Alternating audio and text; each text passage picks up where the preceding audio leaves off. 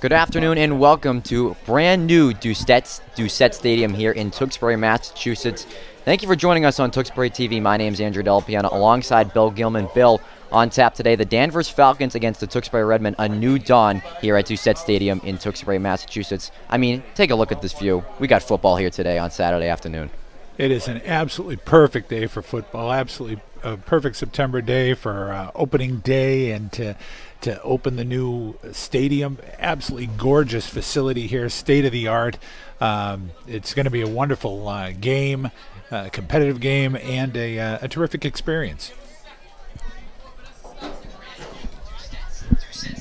We've got the new scoreboard set up with new technology there, the field, the multi-tiered field, and as you mentioned, new goalposts, and so it's just state-of-the-art across the board, and it should be a great experience for the fans and for those watching at home. And we'll take a look at the two teams playing against each other today. First for the Danvers Falcons, finishing 3-4 last year. They're under fifth-year head coach Ryan Nolan, a 26-15 record all-time with the Falcons. They're going to shift to a new offense this year. We're going to see them in the wing T offense, something that offers a lot of ways in options, diversity in terms of passing, runs and backs, can carry the football on any given drive. It's going to be an interesting offense that the Redmen are going to see for the first time. Yeah, this is really a bit of a throwback offense. You don't see a lot of the high schools running the wing T these days. A lot of them are going more for a modern pro-style offense. A wing T requires a defense to be very disciplined, stay at home. You see a lot of misdirections, a lot of fakes. So how the defense for the Redmen run their defense and show discipline, stay in their lane, stay in their assignments, will go a long way toward how effective they are against this Danvers offense. And now we'll take a look at the home team, the Tewksbury Redmen, under 25th year head coach Brian Elward with a 165-99-1 all-time record. The Redmen 5-2 last season, losing in the MVC championship to Central Catholic. The strength of this team, very experienced on the offensive defensive line, but some questions coming into this season is the inexperience in the skill position. They lost a lot of talent last year in the running back, quarterback, linebackers position, with 4 names playing at the next level in college. Will McKay at Springfield, Kyle Dorigo at Worcester State, Ryan Rometta at Husson, and Michael Duggan at WPI. Yeah, they really did. They lost an awful lot of talent, an awful lot of offensive production, and probably most importantly, a lot of leadership. And that's going to be a big thing for this team early on, is the next generation of leaders stepping up and taking their position in what could be a transitional year, or it could be another successful year here. And I will turn it over to the PA announcer for today's pregame ceremonies.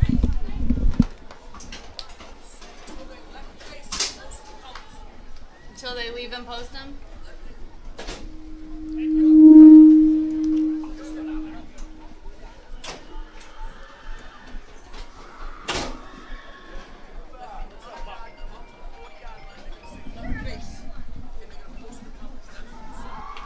Ladies and gentlemen, taking the field, your Tewksbury Redmen!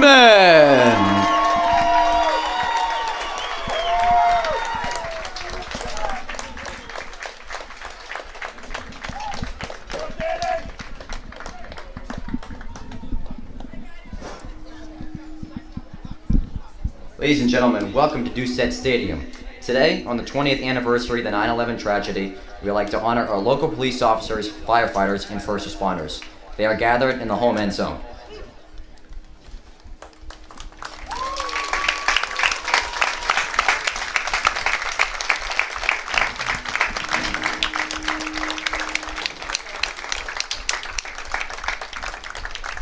Please rise, remain standing for a moment of silence in remembrance of Marine Johanny Russo Ricardo of Lawrence, who was one of the 13 Marines killed in Kubal.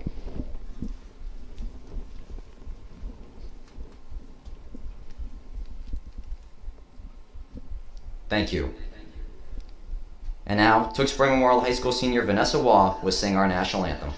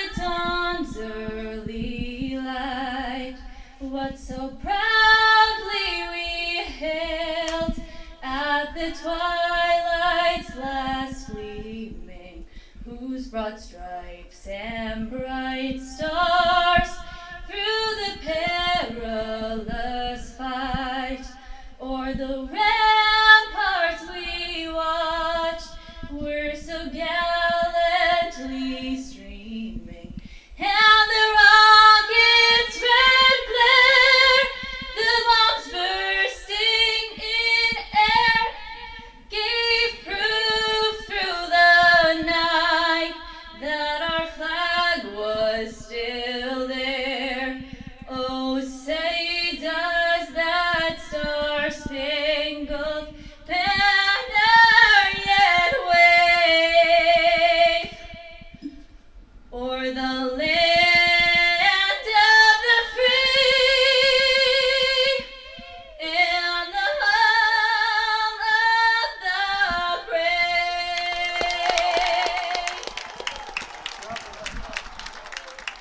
Well, thank you to Vanessa Waugh for today's national anthem.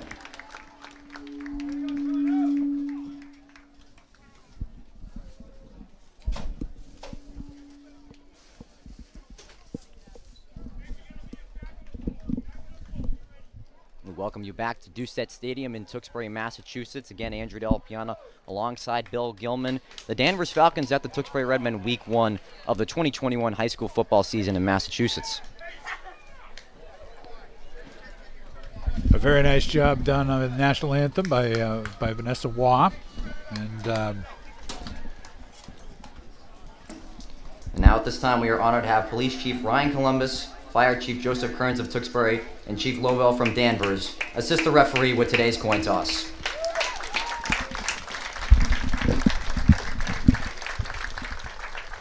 A nice pregame ceremony there from Tewksbury Memorial High School. Again, 20 years ago today, the 9/11 tragedy that killed nearly 3,000 Americans. Nice pregame ceremony done again by Tewksbury Memorial High School. oh, beautiful. And of course, a lot of strong ties here in Tewksbury to the tragedy of that day. And for those of us old enough, we remember very well where we were when all that went down. But today we can look past that and play some football. Redmen finishing the fall 2 of 2021 again with a 5-2 record, losing to Central Catholic in the MVC Championship at Cawley Stadium. All seems like a long time ago. Clean slate, game number 1 of the season. The Redmen seem ready. Oh, absolutely. Absolutely. They seem like they've got some good numbers again on the squad this year, some good size. It never seems as though Coach Elwood has to rebuild. He just reloads, and we'll see how quickly they can come out of the gates after a very short off season. It's been one of your favorite sayings, Bill, as the Redmen going to defer to the second half here, winning the coin toss.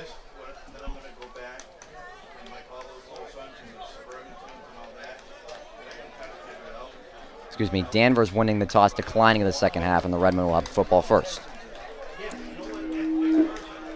Danvers has won the opening toss. The Redmen will have the football first. So a lot of energy from both teams here, again at a brand new Doucette Stadium, the former Doucette Field, in its final glory days in the Thanksgiving of 2019. Again, you just can't get over a beautiful view this is for a brand new stadium. Clean slate here in 2021 for football. They really did a tremendous job with this facility, and the clubhouse and offices at the entrance is just really.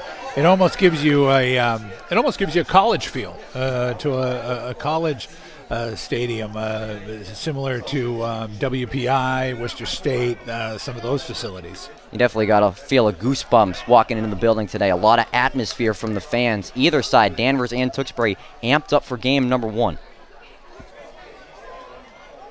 And I'll tell you, the last time you and I did a game together, the weather was a little warm that day. Mm-hmm. And this is far more like football weather. This is actually a beautiful fall day, perfect for football. 73 degrees today here at kickoff. The Falcons and the Redmen ready to do battle here on Tewksbury TV. It'll be number 18, the junior Aiden Smith, lining the ball up for the Falcons, and will get us started here on September 11th of 2021.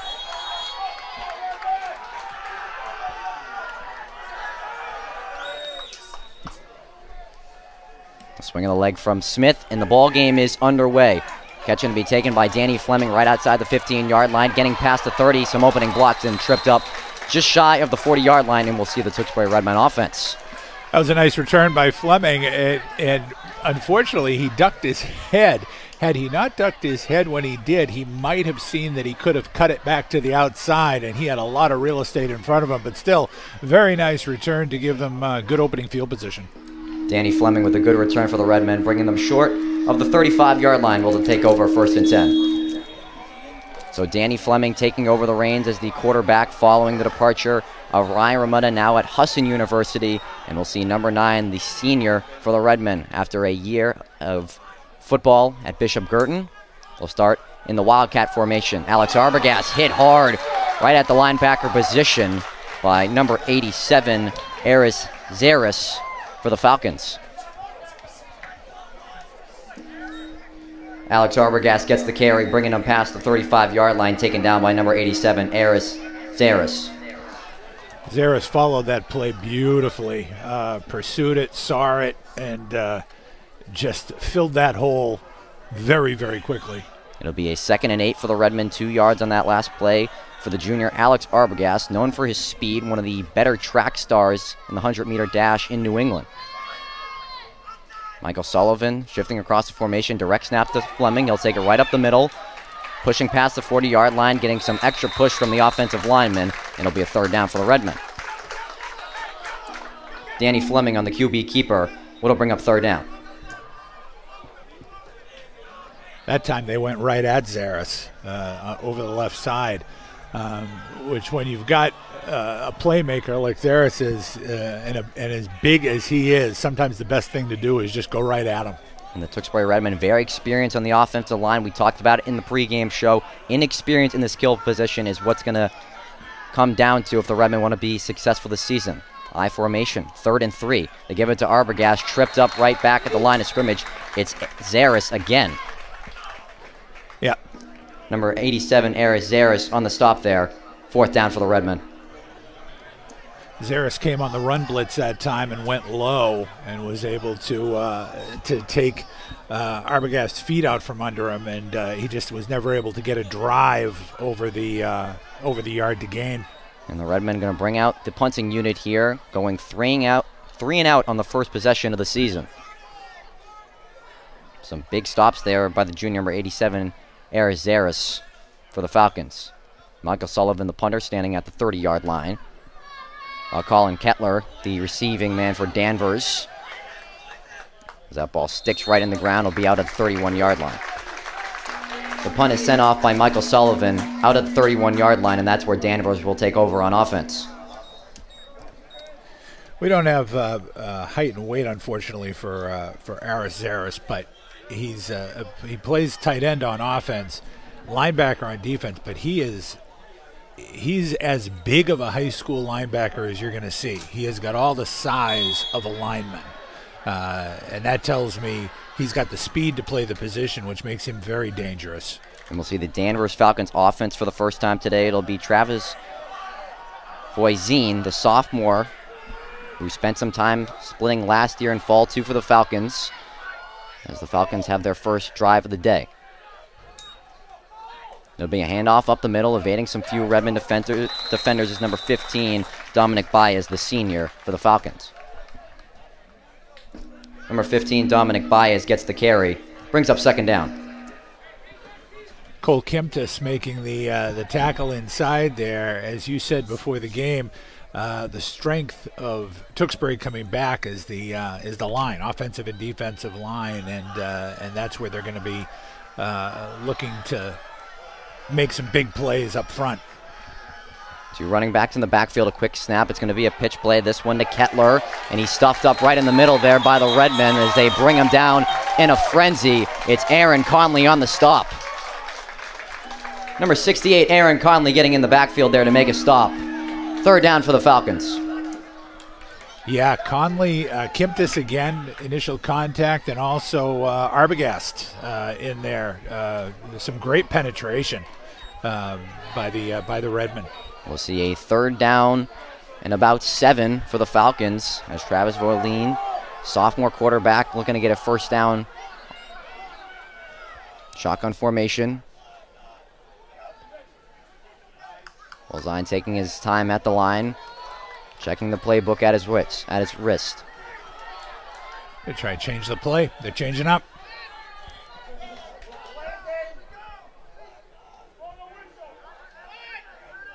Here's the snap. It's a high one. The lefty flying over to the right side. The pass caught.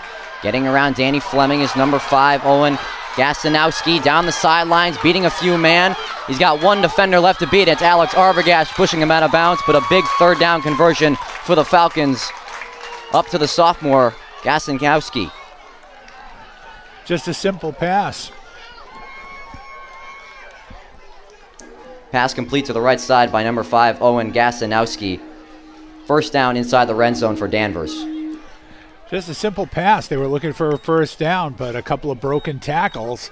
And then downfield, we had Zaris from his tight end position, lead blocking, and turned it into a monster play.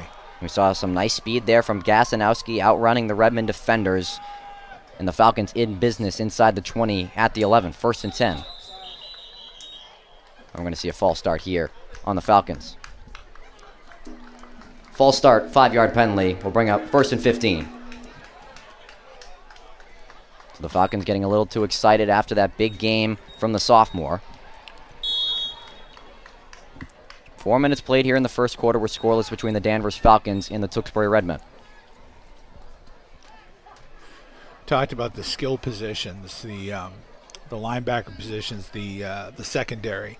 That's what we saw on a breakdown on that big play. Is you need to have sure tackling there. You have to keep what should have been a 5-yard play, and turns into a 50-yard play. And this is what the Redmen were really good at last year. Bending but not breaking inside the red zone. Just trying to hold the Danvers Falcons to 3 points. And a whistle coming in before the snap. We'll have a delay game on the Falcons, pushing them back another 5 yards. Delay a game penalty on Danvers. It'll bring up 1st and 20. Yeah, they are. The Tewksbury defense is doing a lot of moving around, a lot of darting in and out, fake blitzing, looking like they're going to blitz from the inside, looking like they're going to blitz from the outside, and it is. It seems to be confusing the Danvers offense a little bit, and so we've seen now a couple of penalties in a row. So the Falcons losing 10 yards on back-to-back plays, one being a false start and one being a delay game. And here's another one here. This one's just going to be a timeout for Danvers. Timeout, Danvers. 7:53 remaining in the 1st quarter. We are scoreless between the Danvers Falcons and the Tewksbury Redmen. Yeah, Travis Voisin definitely looking like he was confused, and actually maybe even the coaching staff a little bit confused by the movement of the Tewksbury defense. Tewksbury defense gets 10 yards out of it, 2 penalties. Now 1st and 20, an excellent opportunity for a stop. Plus, they forced the Falcons to burn a timeout midway through the 1st quarter. And just like the Redmen, they are very inexperienced at those skills position. We just saw the quarterback, Travis Volsine, sophomore quarterback this year, with a completion to Owen Gasanowski, another fellow sophomore. They're very stacked on the offensive line, a lot of upperclassmen, and that's what it's going to be the battle of today, is those 2 experienced offensive and defensive lines. Yeah, Tewksbury has got maybe some better quickness up front, but Danvers has got some big boys on that line. Yep. Fresh out of the timeout, 1st and 20. The Falcons at the Redmond 26. Play action pass, rolling out to the left is Fulcini. He's got his man Gasanowski down the sidelines. The Redmond pushing him out just past the 10-yard line. Pass completed to Gasanowski, pushed out of bounds by Michael Sullivan. 2nd down. Nice job on the rollout. Throwing on the run, just a simple little pitch and catch. But when you're throwing on the run like that, it's not all that simple. It's a nice play by Voisin.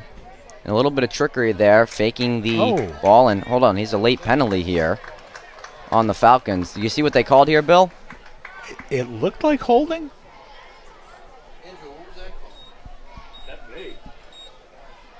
Yeah, looks like a holding call. So it's going to eat up some of that yardage. A holding penalty against the Danvers Falcons pushes them back. Replay, first down. So they're going to replay the down here after the holding call. So like you said, Bill, they're going to gain some of that yardage back after the passing play. With the late penalty coming in. So now we'll see a 1st and 15 from the Redmond 21-yard line.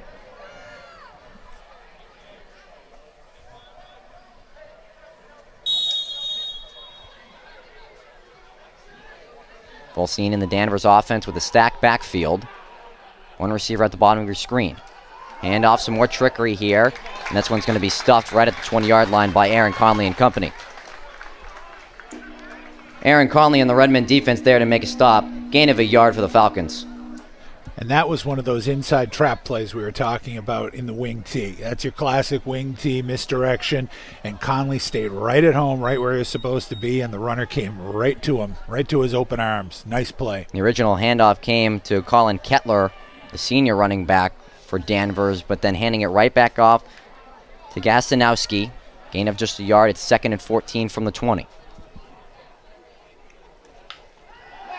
It's a pass play. They're looking to the corner. They got Gastanowski open, and a beautiful pass by the sophomore to find the fellow sophomore.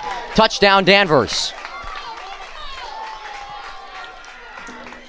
Volsine completes the pass to Owen Gastanowski for a Danvers touchdown. That was an absolutely beautiful throw by Volsine.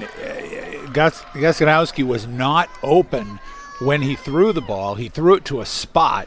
And Gastanowski ran to the spot, outran the defender, and hauled it in stride. Beautiful play. Sophomore connection to put the Danvers Falcons up 6-0, and the extra point from Aiden Smith is good.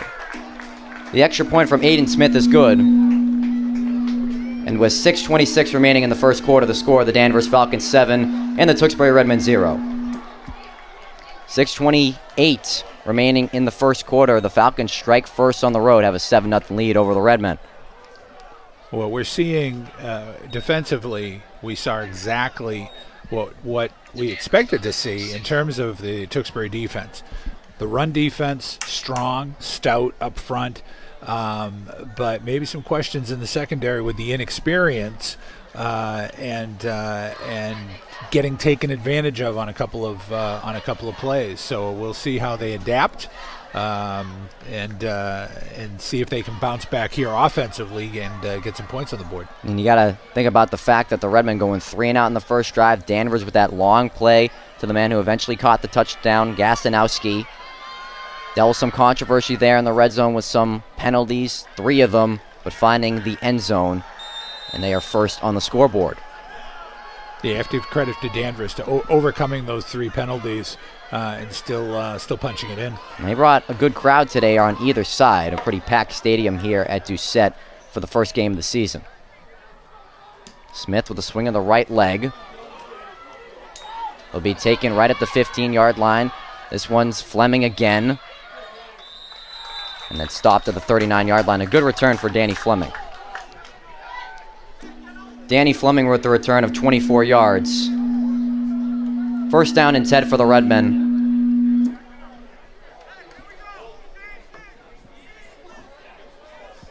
So Danny Fleming getting a lot of playing time, I should say. Talked about him a little bit in the first drive. A transfer from Bishop Girton, spent 2 years at Tewksbury High School, freshman and sophomore year. Was part of that team that went to the Super Bowl his sophomore year. Transferring to Bishop Girton his junior year to get a season in, and now back with the Redmen. Great to see Danny Fleming back in the red and white. Oh, absolutely. Absolutely. Great to see him. First and 10 from the Redmen from their own 35. Handoff, Arbogast looking to get to the left side this time. We see Arbogast, a lot of speed. There he is down the sideline, getting away from the final defender, and it's a touchdown for Alex Arbogast. 65 yards for the junior. Alex Arbogast with a 65-yard run for a Tewksbury touchdown. And what a run for Alex Arbogast. What a bang the Redmen needed. What a tremendous run by Arbogast. The play was designed to go over left tackle. There was nothing there, and he bounced it to the outside. As good as you're going to see it. The cut was gorgeous, and he just turned the jets on down the sideline and outran all the defenders. You want to talk about track-like speed? He is a track star right there, showing off the wheels and getting the Redmen on the board. And this PAT is blocked by Danvers. It was Cody LeGrand, number 89, taking the PAT. It wasn't the best of snap from the Redmen. LeGrand's PAT is blocked. And with 6:09 remaining in the first quarter, the score, the Danvers Falcons 7 and the Tewksbury Redmen 6. Yeah, you're right. It was definitely on the snap was low. It was on the ground. The holder couldn't really handle it, and really never had a chance. But that does not take away from what was absolutely a highlight reel run by Arbogast, showing, just as you say, track star speed and just running away as he just got further and further away from the fastest Danvers defenders. If that is a harbinger of things to come, he is going to have a very, very big year in 2021. We talk about the electrifying speed of Kyle DeRigo last year. They were really going to miss it this year. No DeRigo, no problem. 65-yard run from Alex Arbogast. The score is 7-6 in favors of Danvers. Yeah, absolutely. That was just a tremendous play, and like I say, it's definitely gives optimism of things to come for this year. Cody LeGrand getting the troops set. It's a nice kick, taken right at the 15-yard line, past the 20, now the 25. Some extra space there for number 3, Colin Kettler, and the Danvers offense back onto the field. Return taken by number 3, Colin Kettler for the Falcons. They'll start this drive at their own 36. So the Danvers offense back on the field, trying to answer the Tewksbury touchdown. They're 1 for 1 on drives today. Got that touchdown pass to the sophomore Owen Gasanowski.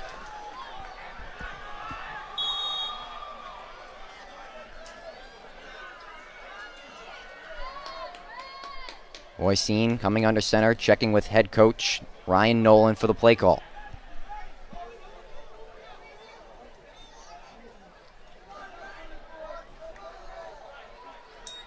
Boycine, hand off the left side. It's Gasanowski finding a hole and then being dragged down by the jersey by number 30, Sean Hurdle, with the Danvers offense in motion right now. Run taken by number 5, Owen Gasanowski, brought down by his jersey by number 30, Sean Hurdle. First down, Danvers. The way that they use Gasanowski running the ball, catching the ball, brings to mind thoughts of Shane Aylward.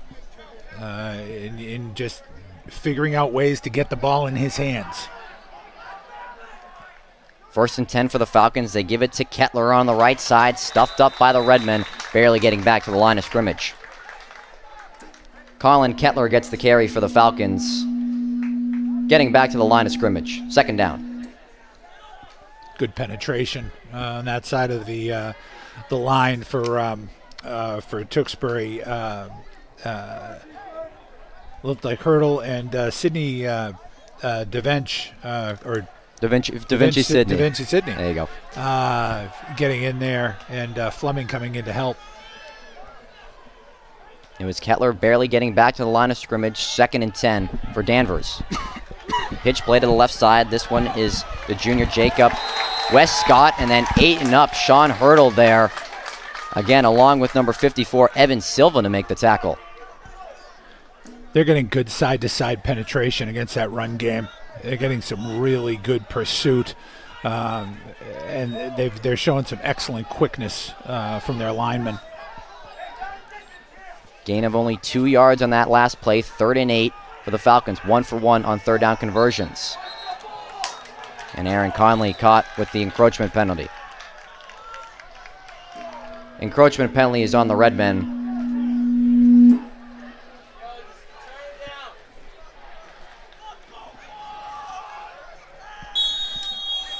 It definitely changes the dynamics of this third down play. It goes from about 3rd and 8 to 3rd and 3 and opens up the playbook a little bit for Danvers. Making it a little bit more manageable here after Aaron Conley's encroachment penalty. It's now 3rd and 3 from the Redmen side of the field at their 46. The Redmen crowding the box here. Volsine will keep it himself, try to go up the middle. Aaron Conley coming from behind to make the stop. And was it enough for the first down? And it is first down for the Falcons.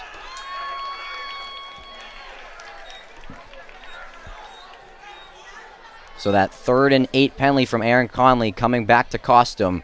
And the Falcons with a new set of downs. Yeah, that was a big penalty. 3rd and 8, you had to figure they were going to put the ball up in the air. But 3rd and 3, you can do just what they did. There were a few things they could do. And they kept it simple. 3-yard gain from Volsine.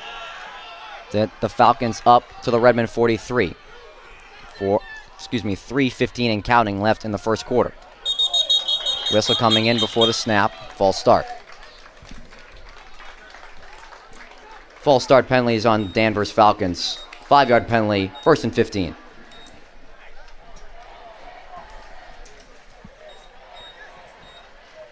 So the Falcons having a little bit of trouble at the offensive line, losing some key yards in this situation, but it hasn't come back to haunt them too much. No, so far Tewksbury hasn't been able to take advantage of the long distance situations for Danvers. This is where you want to try to get off the field. 1st and 15, it backs them up to the 48. Volsine under center. It's a jet sweep for Kettler up the middle with a nice move to get him to the 40-yard line. It just took that quick step to the left side and a gain of 8 yards. Colin Kettler on the jet sweep for Danvers. Gain of 7 yards, 2nd and 8 from the 40.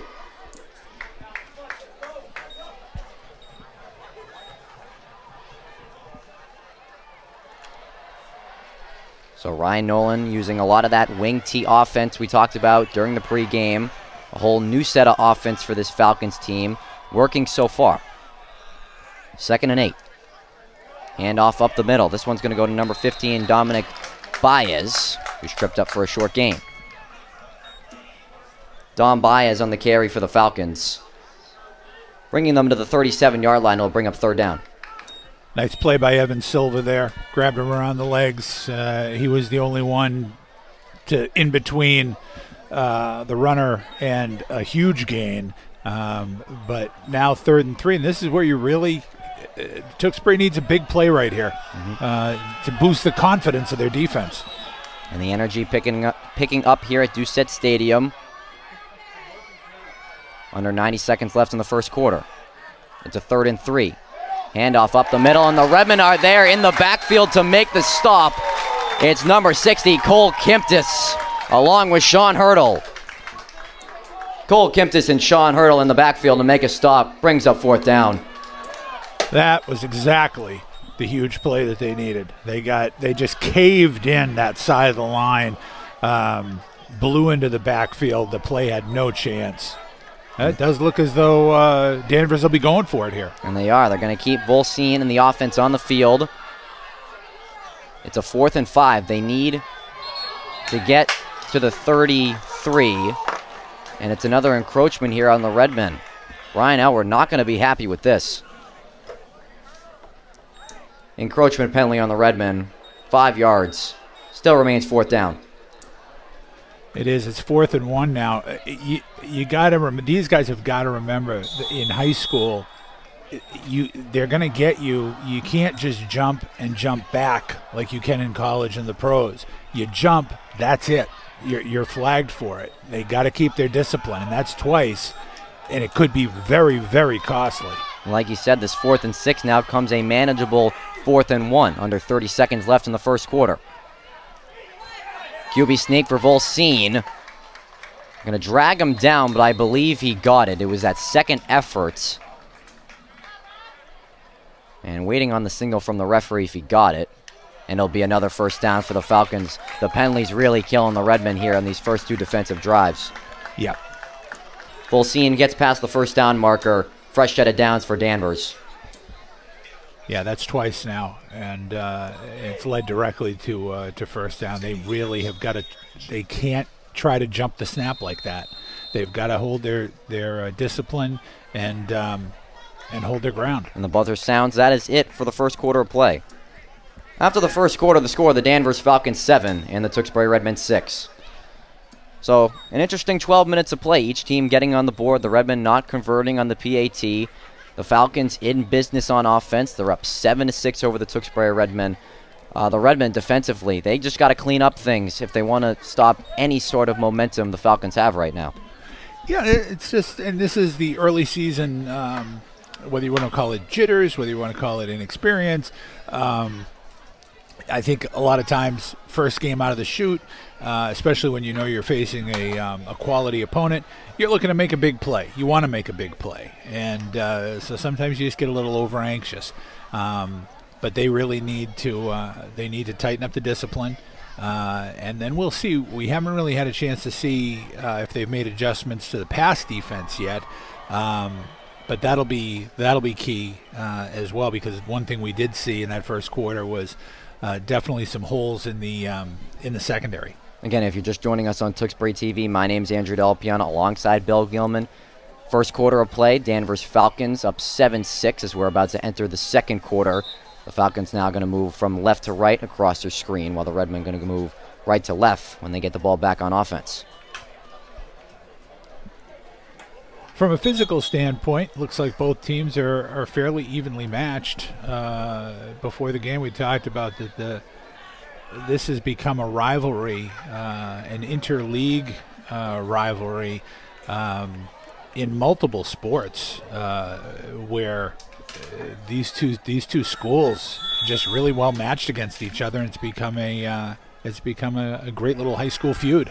So the Falcons converting on fourth down on the last play to end the first quarter, and we got an early jump here from Danvers.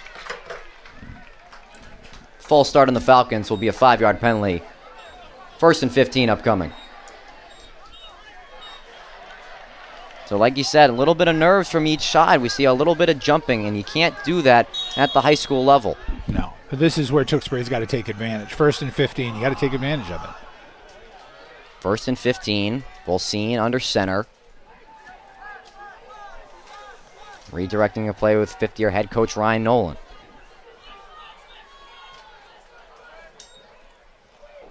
Hand off to the fullback. It's Stephen Reardon getting the carry. Barely getting back to the line of scrimmage as the Redmen did a good job in going in there, making the stop. Staying in their lanes, not being deceived. It's the running back, Reardon, barely getting back to the line of scrimmage. It'll be second and 15 for Danvers.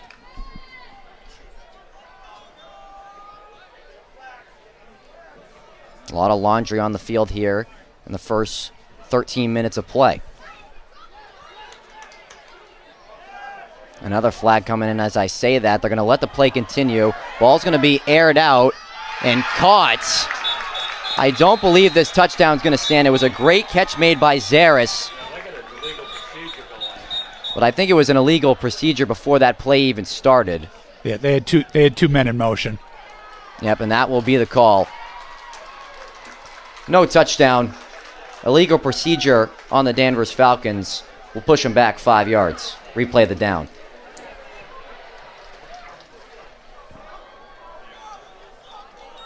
So again, like I even said before, a lot of laundry on the field. Illegal shift from Danvers will push them back another 5 yards. Now they're in a second and 20. Yeah, and that it can't be overlooked though that was another touchdown pass. It was a great catch, in fact. Yeah. Second and 20, Falcons at the Redmen 42. Play action pass, the Redmen bringing the pressure. They'll sling it out to the sidelines, pass dropped. as it was number 33, Reagan Little, the intended target. Pass intended for number 33, Reagan Little. Pass is incomplete. Brings up a 3rd and 20 for Danvers. Some good pressure coming up the middle. Nick Wilson just forcing Vocine out of his comfort zone. And for a left-handed quarterback, having to roll to the right like that and throw across his body, couldn't get quite the oomph on it that he wanted to. Was looking for a Patrick Mahomes-type play there, throwing across his body to try to make the play. They're not all Patrick Mahomes, Bill, which no. is, you know. No. This is very, very true. Nevertheless, 3rd and 20, 1 minute played here in the second quarter. A long way to go for Danvers. Rolling out to the right again is Vocine. He's going to take it himself and tackle from behind. Aaron Conley making the stop. It's 4th down. Aaron Conley on the stop there for the Redmen, taking down Vocine. It's 4th down. Good coverage on that play by the secondary. That was it wasn't a sack per se, but the secondary gets credit for not letting him throw the ball and forcing now Danvers' first punt of the game. And we'll see the punting unit here for Danvers. It'll be number 7, Aries Harris, doing the punting for Danvers. Danny Fleming back at his own 15. At the 40-yard line, this would be actually a... It's a high snap, Nope. nearly blocked by Aaron Conley. They're going to let this one sail out of bounds, and we'll see the Redmen offense back onto the field. Not the punt that Danvers was looking for. Be interesting to see where they mark it. Zares punt out at the 32-yard line. We'll see the Redmen offense. So that was about an 8-yard punt. That one didn't go too far, Bill. Nope. So that was a really good stand by the Tewksbury defense. They in this case, they did take advantage of the penalties. They made the plays they had to make, and now we'll see if the offense can replicate what it did the last time. 10-10 left in the second quarter. Danvers with a 7-6 lead over the Tewksbury Redmen, week 1 of the high school football season. Fleming leading the Redmen offense. Handoff left side. This one is for Hunter Johnson. Breaking off a tackle, then taken down by fellow number 3, Colin Kettler. But a nice run there by Johnson. He's only a sophomore. Impact on his first carry in a varsity football game. Number 3, Hunter Johnson getting the carry for the Redmen, bringing them past midfield. 1st and 10. Some great footwork by Johnson. Once he hit that hole, a couple of dekes, couple of jukes, and turned it into a nice big gain. Good to see the youngsters really stepping up here on either side. The sophomore bringing the Redmen past midfield. They're at the Danvers 48. Fleming in the gun. Direct snap will take it right up the middle. Fleming hit hard by Zaris right there at the 45. Danny Fleming on the QB keeper, taken down by Zaris past the 45-yard line. And that was just a reminder that if you are going to run at the big man, you want to have a lead blocker there, because that collision did not go well. Fleming, who is a former running back, and taking over the snaps for Ryan Rometta now at Husson. It'll be interesting to see what the Redmen do from a passing standpoint. 2nd and 6. Arbogast the carry. Tripped up right at the feet. The ball might have come loose, or they're going to say the knee was down. Number 24, Alex Arbogast on the carry for the Redmen, bringing them to the 43-yard line and 3rd down. Interesting call here for Coach Elward on 3rd and 5. It'd be interesting to see if he goes up top, if he stays with the ground attack. So far, the offense has been fairly conservative with the play calls. The Redmen, very like the last few years, sticking to a ground and pound game. Don't rely too much on the quarterback for throwing the football. It's 3rd and 6, though. Faking the handoff. It's a play-action pass. Fleming got a receiver down the left side. It's Sullivan making the catch. Past the 15-yard line, getting past the last defender. Touchdown, Redmen. But a flag coming in at the 25-yard line. Sullivan with a great catch, and he might be called here for pass interference, though. This would be a heartbreaker for the Redmen. From the reactions of the Redmen, it does look like it's going to be offensive pass interference. They had 2 receivers down there, Arbogast and Sullivan. And that is the call. OPI on Michael Sullivan. This touchdown is coming back. Offensive pass interference on Michael Sullivan. No touchdown. Replay 3rd down. So everyone here on the Redmond sideline with their hands in the air about that call.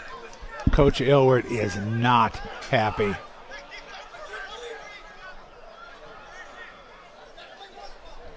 That was a great play action by Fleming. Nice fake, setup, beautiful pass. Had an open receiver and the one quick deke at the end to get into the end zone. But apparently what we didn't see was maybe some contact prior to the ball getting down there. And it was a late flag that came on the field. I just saw it as Sullivan was celebrating in the end zone, that flag coming down right at the 25. So the Redmen now in a 3rd and 20. They need to get to the Danvers 38.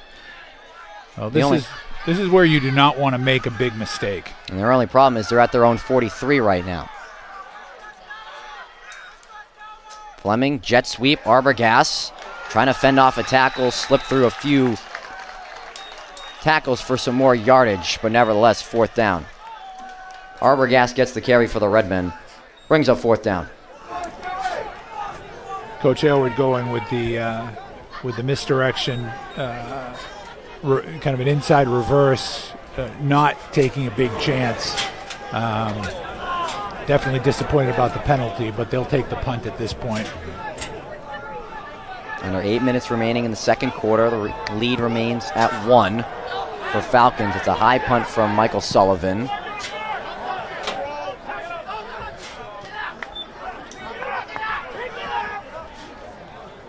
And this one finally going to be down after a few taps from the Redmond special teams.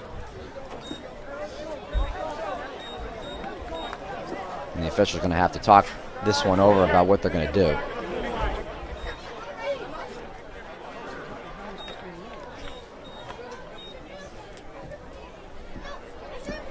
Sullivan's punt touchdown at the Danvers 26-yard line. Falcons 1st and 10.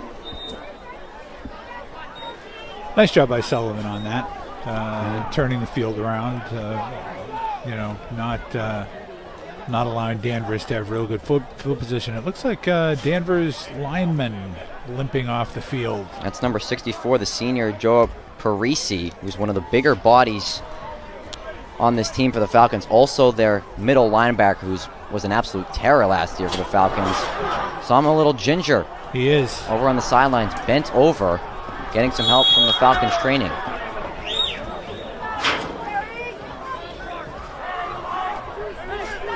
Falcons back on offense, 1st and 10 at their own 26-yard line.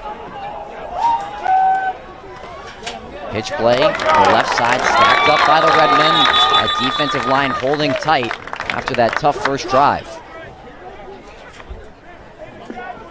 Redmen defensive line collectively there to make the stop. Loss about a yard or two, brings up 2nd down.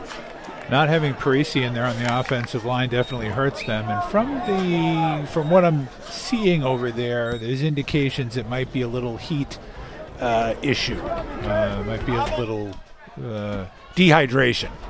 He seems to be feeling a little physically ill. Temperature up to 75 degrees here in Tewksbury, Massachusetts. 5 minutes played in the 2nd quarter. We haven't seen a touchdown since the first 3 drives of the game, 1 for Danvers, 1 for the Redmen. Full scene. In the I formation. Faking the handoff one side, now giving it to Kettler. Tripped up there. It's Logan Oth making the tackle.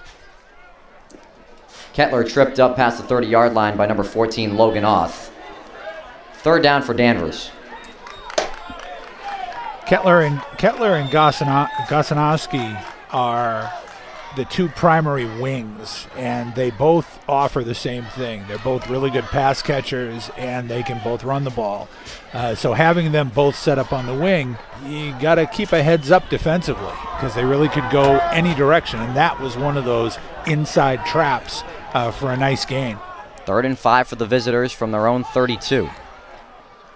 Handoff, right side, Kettler again, putting his head down, getting pass off. And a nice play there, putting the head down, getting to the 40-yard line and a fresh set of downs. Kettler on the carry, getting to the 40-yard line. First down, Danvers.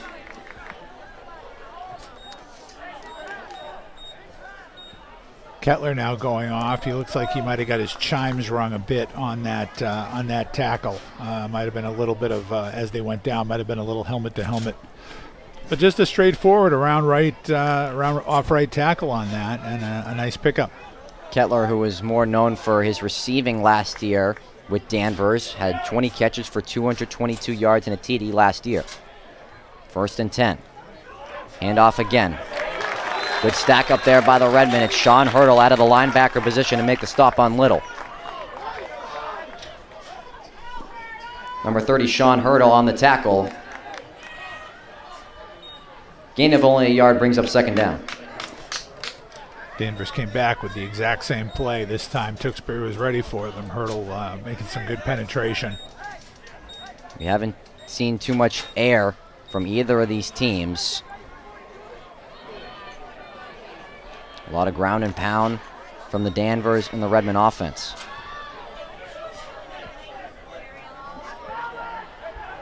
Second and 9 from their own 41.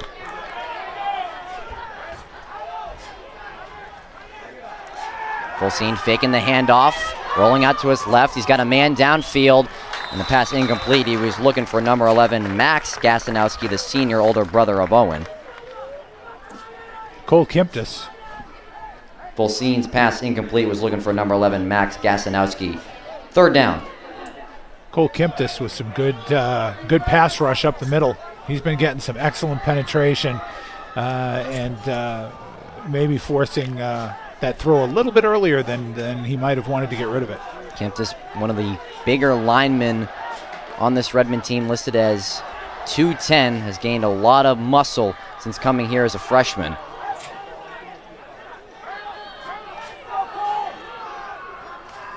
Third and 9 for Danvers. Shotgun formation for the Falcons. High snap, Volsine. Wegman bringing the pressure off the edge, gets the pass off, incomplete. Was looking for number 9, Nicholas Goodwin. Brings up a 4th down. Volsine's pass incomplete, was looking for number 9, Nick Goodwin. 4th down for Danvers. Again, the pass rush there. Kimptus was in there. Looked like Royce Bakai was in there. And anytime you can do that, anytime you can force the play to be made a little sooner than they want to, then the timing's off. And so that was a great job by the Tewksbury defense. Here's the punt from Zaris. It's a line drive. Fleming going to call for a fair catch right at the 27. Danny Fleming calling for the fair catch at the 27-yard line. 1st and 10 for the Redmen. So yeah, the Redmond defense really tightening up after allowing a touchdown on the opening drive. More like the Redmond defense of the last few years we've seen. Well, and I think you saw there on that last series, the best way that you can help out an inexperienced secondary is to put on a ferocious pass rush. That's going to help them out quite a bit, and we saw it on that series. And 25th-year head coach Brian Elward, known for those in-game adjustments, and it's just a slight one, making that from the first quarter to the second quarter, seeing that his second and third level weren't producing as they usually do, making the quick fix to the pass rush. Redmond with the ball back on offense, 1st and 10 from the 27. Fleming misplayed. Alex Arbogast dropped the pitch. And I believe the Redmen still have it. Some miscommunication there between Fleming and Arbogast. And the Redmen come out of the pack with the ball.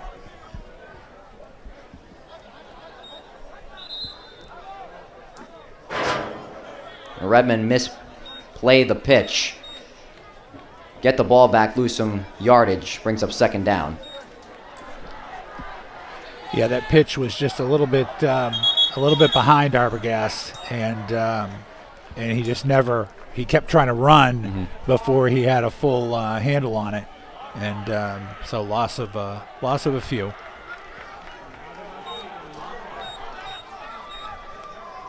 Redmond losing some few yards on that last play. The misplay there from Fleming to Arbogast, losing them 4 yards back to the 23.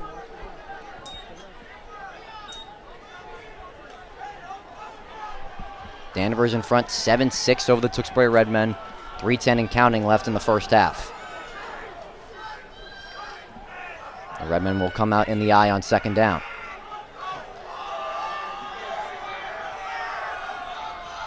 Handoff. Johnson, left side, was stood up there. Number 9 on the tackle, Nicholas Goodwin.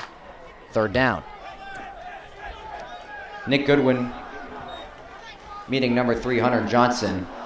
Third down for the Redmen.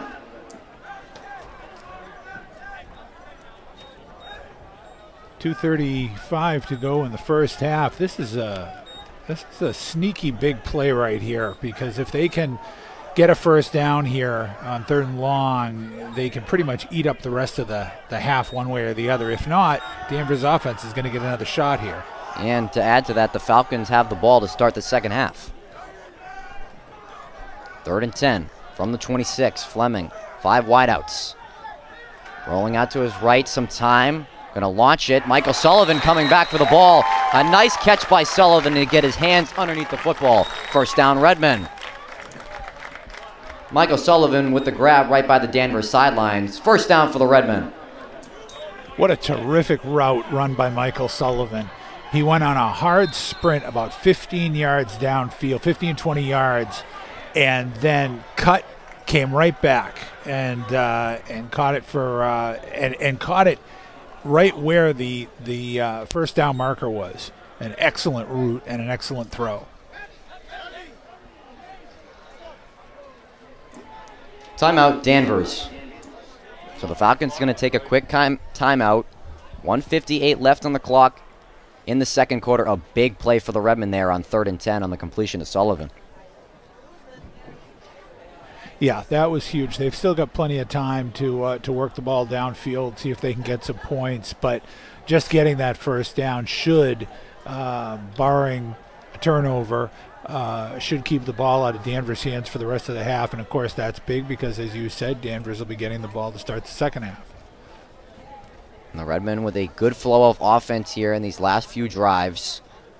Last drive coming with a punt after the Michael Sullivan quote-unquote touchdown taken away off the offensive pass interference.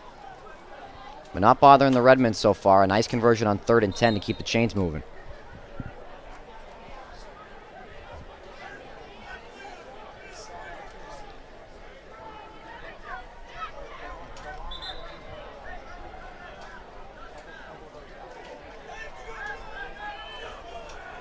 The Falcons and the Redmen returning in the field. 1st and 10 from the Redmen 39.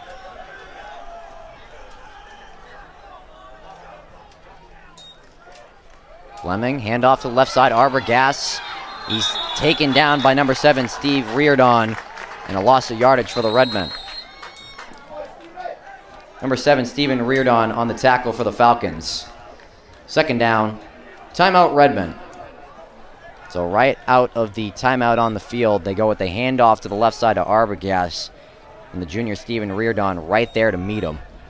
He was not fooled on that play. No, not at all. And it looked like maybe somebody had missed the blocking assignment there, because Arbogast was kind of left out on an island, and Reardon was right in front of him. Danvers has got a trio of really good linebackers there with Parisi and Zaris and Reardon. They are 3 tough as nails kids, good athletic ability, big, and they're going to be tough to run against this year for anybody up in their conference. So a loss of 3 yards on that play for Arbogast. As the Redmen taking their first time out of the half. If you're just tuning in on Tewksbury TV, my name's Andrew Delapiano alongside Bill Gilman. Week 1 of the 2021 Massachusetts high school football season.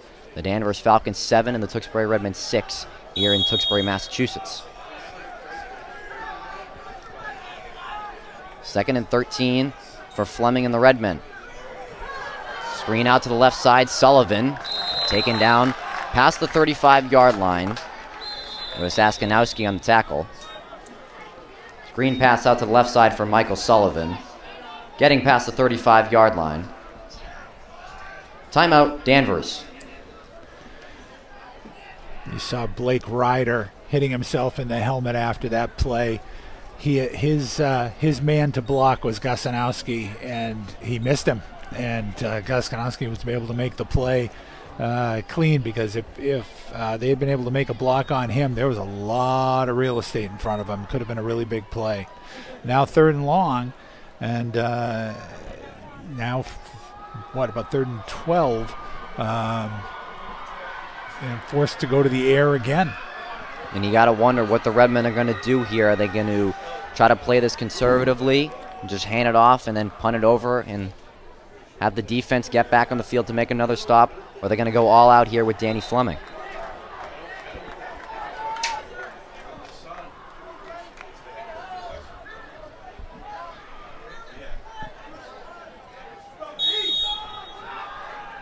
Third and 12 for the Redmen offense. Fleming in the gun. They need to get to the 49-yard line for a first down. Fleming, QB keeper, getting past the tackle, still on his feet. And then gang tackling by the Falcons, finally going to bring him down. And so they're trying their best to eat as much clock as possible. The Falcons going to take their timeout. Fleming on the QB keeper, getting past the 40-yard line for 4th down. Timeout, Danvers. So they went conservative there, just having Fleming keep the ball going to the left side, eating as much clock as possible, getting down to the ground. 1:25 left in the first half. You always hate to see your quarterback at the bottom of a pile of that much humanity, but it looked like Fleming came up none the worse for wear. But there were 4 or 5 very large Falcons laying on top of him at the end of that play. So the Falcons are going to get the ball back here. I believe they have 1 timeout left. 1:25 left in the second quarter. And this will be a big drive if they can, quote-unquote, flip the field. Something that Brian Elward loves to do when kicking off to start the ball game, but unfortunately losing the coin toss in today's game.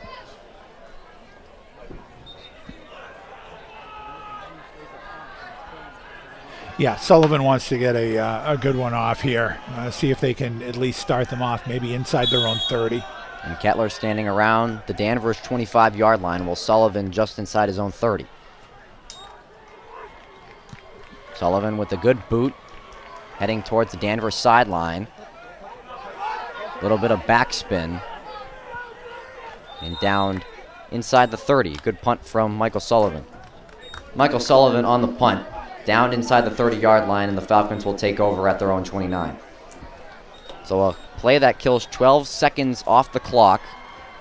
And Danvers at their own 29-yard line, 71 yards to the end zone, that is, with 1:13 left. Well, we can definitely expect Danvers to go to the air, and this will be a test for that inexperienced secondary for the Redmen. Rolseen in the gun, 1st and 10 from their own 29. To screen to the left side, Kettler making the catch, getting by a few Redmen, staying on his feet, a nice juke move into the open field, then tackled from behind. It was Logan off on the tackle, but a good run there on first play of the drive from Kettler. Kettler on the reception, getting past the Redmen 45-yard line, 1st down. Well, there we saw the footwork of Kettler and showed how dangerous he can be from that wing position. The senior showing his experience. Like Bill said, a lot of good footwork on that last play. We're inside 40 seconds. Danvers at the Redmen 44. Rolseen rolling out to the left. Flag flies onto the field. Rolseen Still with the ball, getting it off, just going to throw it away. But a flag did come in. It's at the 45-yard line. And this one is going to be against Danvers. Yeah. Illegal shift, I believe, is going to be the call. Yeah, I think they're going to get the wide receiver in motion, started to cut downfield too early. Illegal shift on Danvers.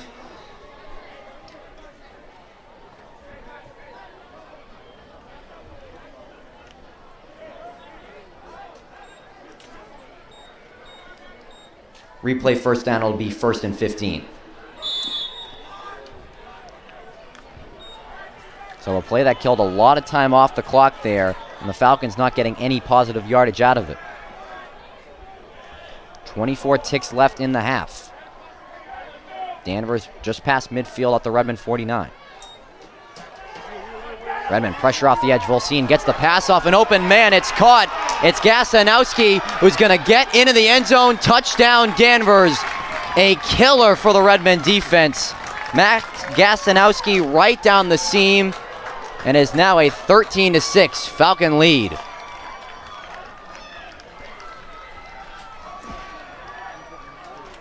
Max Gasanowski on the reception. Touchdown Danvers. Alex Arbogast had the coverage. He got caught his eyes looking into the backfield, looking to the quarterback, and when he did, he lost the receiver. And here's the point from Aiden Smith. The kick is through the uprights and good. Aiden Smith's extra point is good, and with 15 seconds left in the second quarter, the score, the Danvers Falcons 14 and the Tewksbury Redmen 6. So just like that one play, 49 yards, a killer for the Redmen. It is now an 8-point game. And I thought the Redmen had them on the reins there following the illegal shift penalty. Yeah, they really did. And that was another one where the quarterback Voisin was throwing to a spot, and he wasn't throwing to where the receiver was. And you could see Arbogast, when Voisin went to throw, Arbogast stopped moving. And all of a sudden then Arbogast realized that the throw was 10 yards over and that Gasanowski had kept running.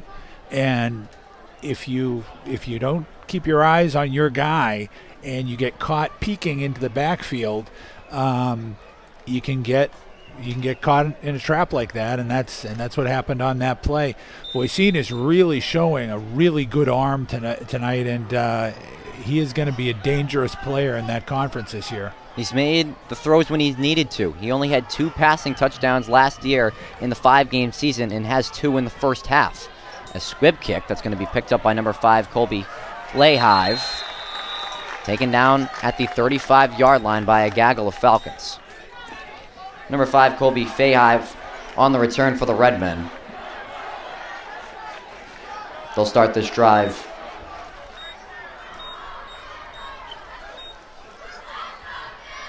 At their own 37-yard line. You know, I have never quite understood that strategy of a squib kick in that situation. They're at the 38-yard line. Fleming's got a good arm. You could easily get about a 30-yard play and have time for one more. And the with Redmen, 9 seconds left. And the Redmen do have 2 timeouts remaining. Right. 9 seconds on the clock. Maybe they can make something happen here.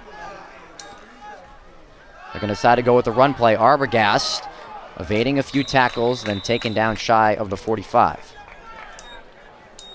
And that's going to be the final play of the first half.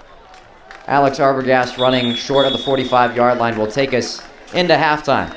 After 24 minutes of play, the score, the Danvers Falcons 14 and the Tewksbury Redmen 6.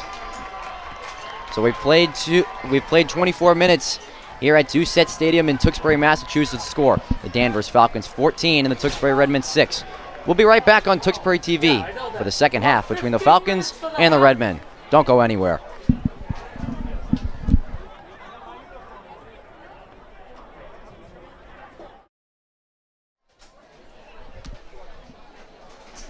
Good afternoon and welcome back to the brand new Doucette Stadium in Tewksbury, Massachusetts. Thank you for joining us on Tewksbury TV. My name's Andrew Delapiana alongside Bill Gilman. After one half of play here to set the score, the Danvers Falcons 14 and the Tewksbury Redmen 6. An interesting first half here, only a combined 20 points between the two teams. The Redmen offense a little stagnant there in that first half, and the Falcons able to take advantage, scoring late in that second half, getting the ball to start the second half, and up 14-6. This is going to be a really big defensive possession, defensive series right out of the gate here in the second half. Being down by 8, you certainly don't want to fall down, go down by maybe 15. This particular Tewksbury offense right now is not built to be a big come-from-behind offense. You're going to want to stay within a touchdown, get the ball back, see if you can either tie the game or get within a point or so, and take it from there. So, yeah, it's going to be interesting to see the adjustments that Coach Aylward and his staff have made at halftime defensively against what can be a fairly potent Danvers passing game. And we saw there in that first half 2 passing touchdowns for the sophomore Travis Volsine. Had 2 touchdowns for the entirety of last year. He split time with a fellow senior, number 11, Max Gasinowski, excuse me there. But an impressive first half in his first full start with the team. We said 2 touchdown passes, has them up 14-6. The Redmen got to find a way to contain him. The lefty has proven today that he's got a good arm that can play good against this defense. Yeah, and I'll tell you what, it says something where he did split time as a freshman with what was then a junior, Max Gasinowski, and that this year Coach Ryan Nolan decided to go with him as a sophomore as a starter instead of going with the senior. So what you have instead is you've got the sophomore quarterback, you've got the Gasinowski brothers as dangerous receivers, and Colin Kelter as a dangerous receiver, another senior, and he's got a lot of weapons to throw to. And it seems as though the best thing so far for Tewksbury has been when they've been able to put a strong pass rush on him. Because other than that, if you give him time to throw, he's been picking apart that secondary. And this is a big second half from the Tewksbury Redmen. I don't remember the last time they lost a season opener. I'm guessing it's been a very long time, but the Redmen, one of the most dominant teams in the state of Massachusetts over the last few years and even a few more decades. But this is a big second half for them to prove to themselves and Coach Aylward that this is a good football team that can play at a high level moving back to D4. Yeah, we've seen a lot of exactly what Coach Aylward talked about before the season with his team. Inexperience at the skill positions, and strong offensive defensive line. That's come to pass. And I think with that, it's going to take a little time for the younger, less experienced players to develop. And while that happens, you're going to have to grind out some wins as that happens. So again, to do that, the defense is really going to have to step up and keep Danvers in check here, and let the offense put something together. As Coach Ryan Nolan, the fifth-year head coach for the Danvers Falcons, has shown that wing T offense is really coming into effect so far. They've let the quarterback and the running backs breathe a little bit more. We see a lot of misdirection in that first half, and it's working so far for the visitors in blue and white. It has. Their execution has been good.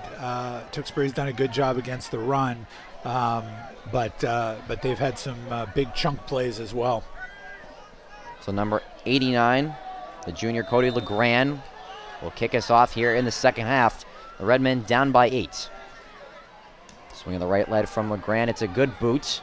Taken right at the 15-yard line by Kettler, the return man, getting some good speed past midfield, getting past the Redmen defense. He's going to go straight up the gut, electrifying speed, and what a way to start the second half. A kickoff return for a touchdown for Colin Kettler. Wow. Colin Kettler returns the ball the length of the field. Touchdown, Danvers. Well, that is exactly what the Tewksbury coaching staff did not want to see. But you're right. Kelter got the ball at the 15-yard line. and he saw a seam. It wasn't a big seam, but he saw it and went full speed straight ahead. Never hesitated, ripped through it, and he was gone. The Falcon really spreading his wings on that last play, going right up the gut and finding the end zone and making it a 26 lead for the Falcons pending the PAT. And the extra point is good from Aiden Smith, excuse me. The extra point from Aiden Smith is good, and with 11:47 remaining in the third quarter, the score of the Danvers Falcons 21, the Tewksbury Redmen 6. Well, now the challenge becomes that much bigger. It becomes a real hill now. Again, with an offense that hasn't necessarily shown explosive ability, aside from that one run. So they're going to have to take their time, not try to do too much, realize that they have to do this one score at a time. They can't get it all back at once, and try to claw their way back in this game. And 13 seconds into the second half, not what the Redmen were looking for, as Colin Kettler stabs the Redmen in the heart with a kickoff return for a touchdown. And still a lot of ball game left. Still got the whole second half to play. The Redmen find themselves now down by 15.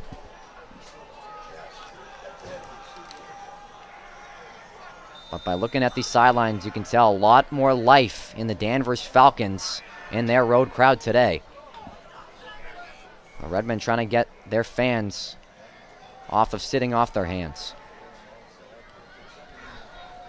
The kick from Aiden Scott taken by Danny Fleming right at the 20-yard line. Coming up the middle, here's Danny Fleming with some speed on his own. Past midfield, past the 40-yard line. Danny Fleming trying to get away from a tackle. Danny Fleming on his feet still, and what a return from the senior Danny Fleming inside the 10 for the Redmen. Well, a great return from number 9, Danny Fleming, has the Redmen in business inside the 10-yard line. First and goal. Boy, that was exactly the shot in the arm that they needed to answer. And Fleming was able to use a stiff arm to get an extra 20 or 30 yards out of that play. And as you say, right at the 10-yard line, first and goal to go.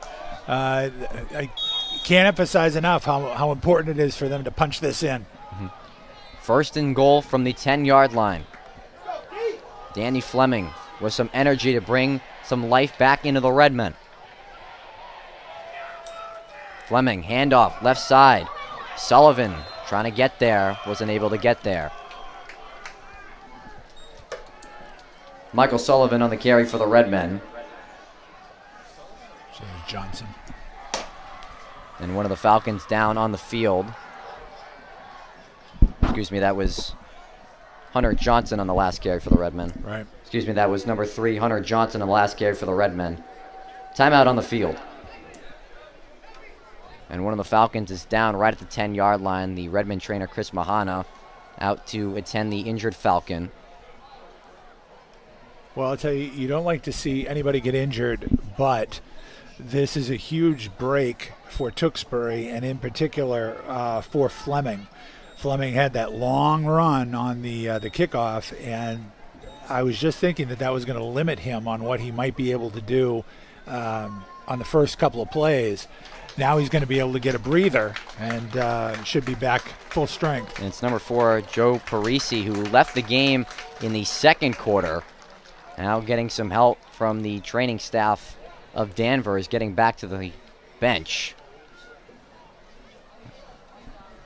I'm wondering, he seems to be walking okay, but they are helping him off. And I'm wondering again if it's still the heat. I'm wondering if it's dehydration that's getting to him.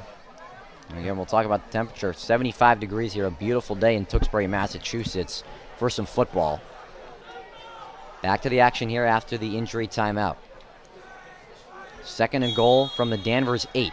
The Redmen coming out in the I formation. It's Hurdle and Arbogast in the backfield. And now they'll bring number 67, Nick Wilson, into the picture.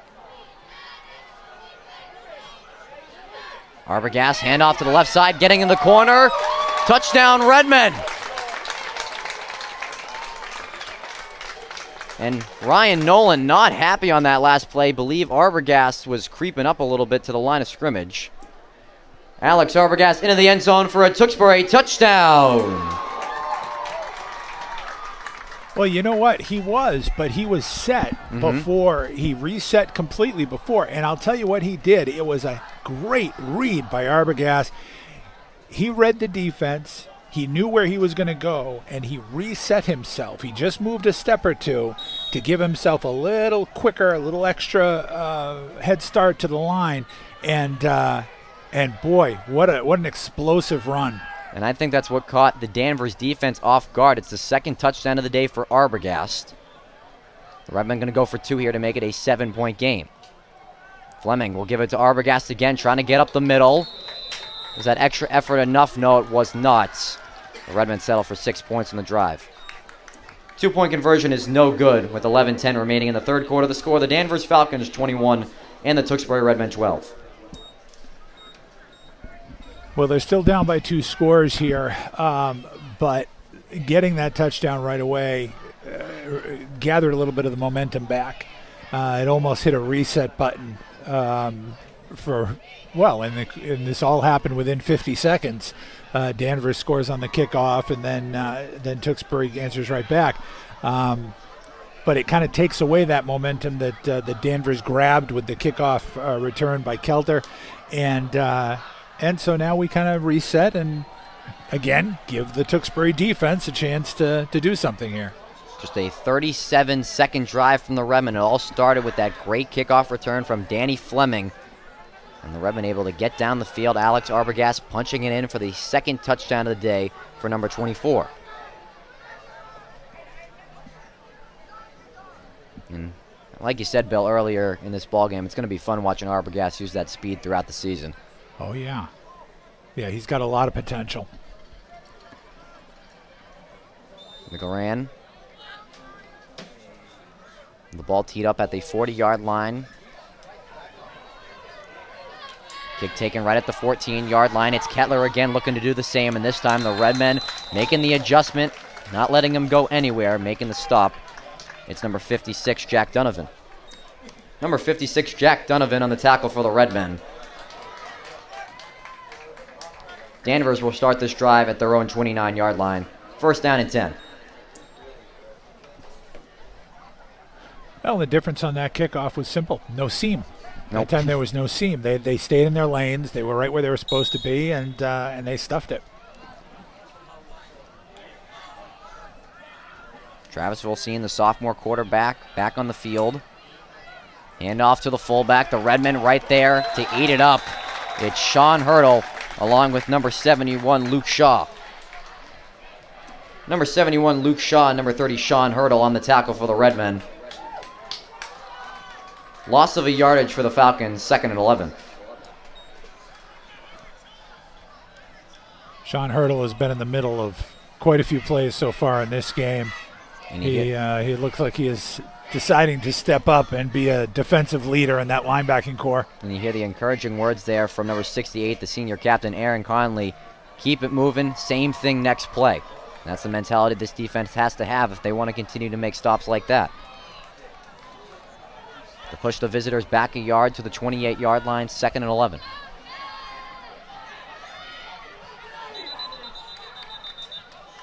And the defensive coordinator, Steve Kasperzak, was looking for the call there.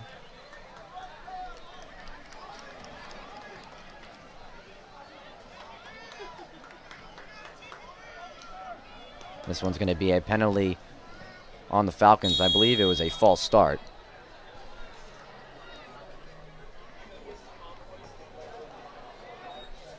Excuse me, the defensive coordinator there, Mark Bradley, asking for the referee for the penalty, and they got it. Pushing them back 5 yards, 2nd and 16. And Aaron Conley again echoing the words, take advantage of their mistakes. It's a golden opportunity. Dropping right back, Volsine rolling out to the left. Over the Redmen defense, caught by Kettler, sitting down just past the first down marker, and a fresh set of downs for the Falcons. And Volsine really eating up the Redmen in the passing game today. Volcine's pass is caught past the 40-yard line. First down and 10 for Danvers. Can we announce the 50-50? That was a nice route by Kelter. He curled in and sat down right at the first down marker. The varsity cheerleaders booster club. So the Falcons convert on a long third down. It's now 1st and 10. They go up the gut. Good extra effort there by Steven Reardon to get him past the 45-yard line to the 46. A second effort by Reardon gets the Falcons past the 45-yard line. Second down upcoming.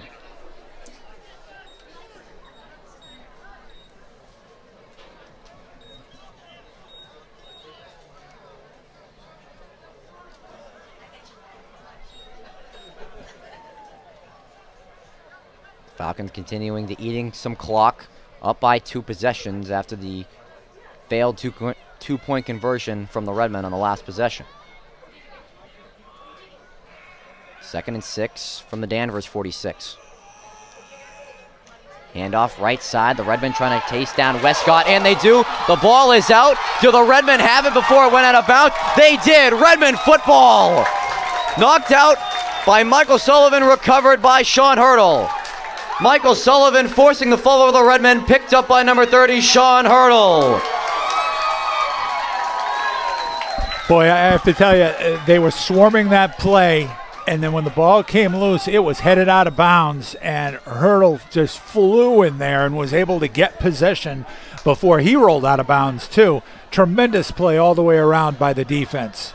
The Redmen will start this drive at the Danvers 42-yard line.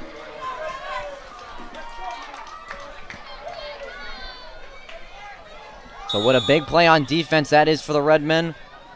Sullivan and Hurdle combining for the fumble. Just like that, the Redmen able to flip the field. They're on the Danvers 42. Misdirection there. They'll give it back to the man who just got the fumble, and there was a hit coming in there. This might be targeting on Reardon. He got Hurdle a little high. It could well be. That flag came late. It looked like it came after the hit, and Hurdle's head snapped, and it is.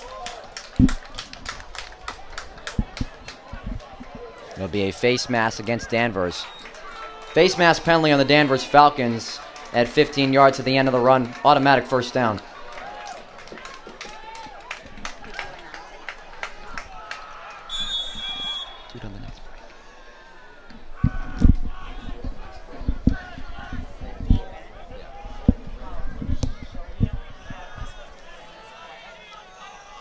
First and 10 from the Redmen on the Danvers 30 following the penalty. Fleming keeping it himself. Looking for an open target. Has one over the middle. It's caught. It's number 13, Blake Ryder. Tackled down at the 21-yard line.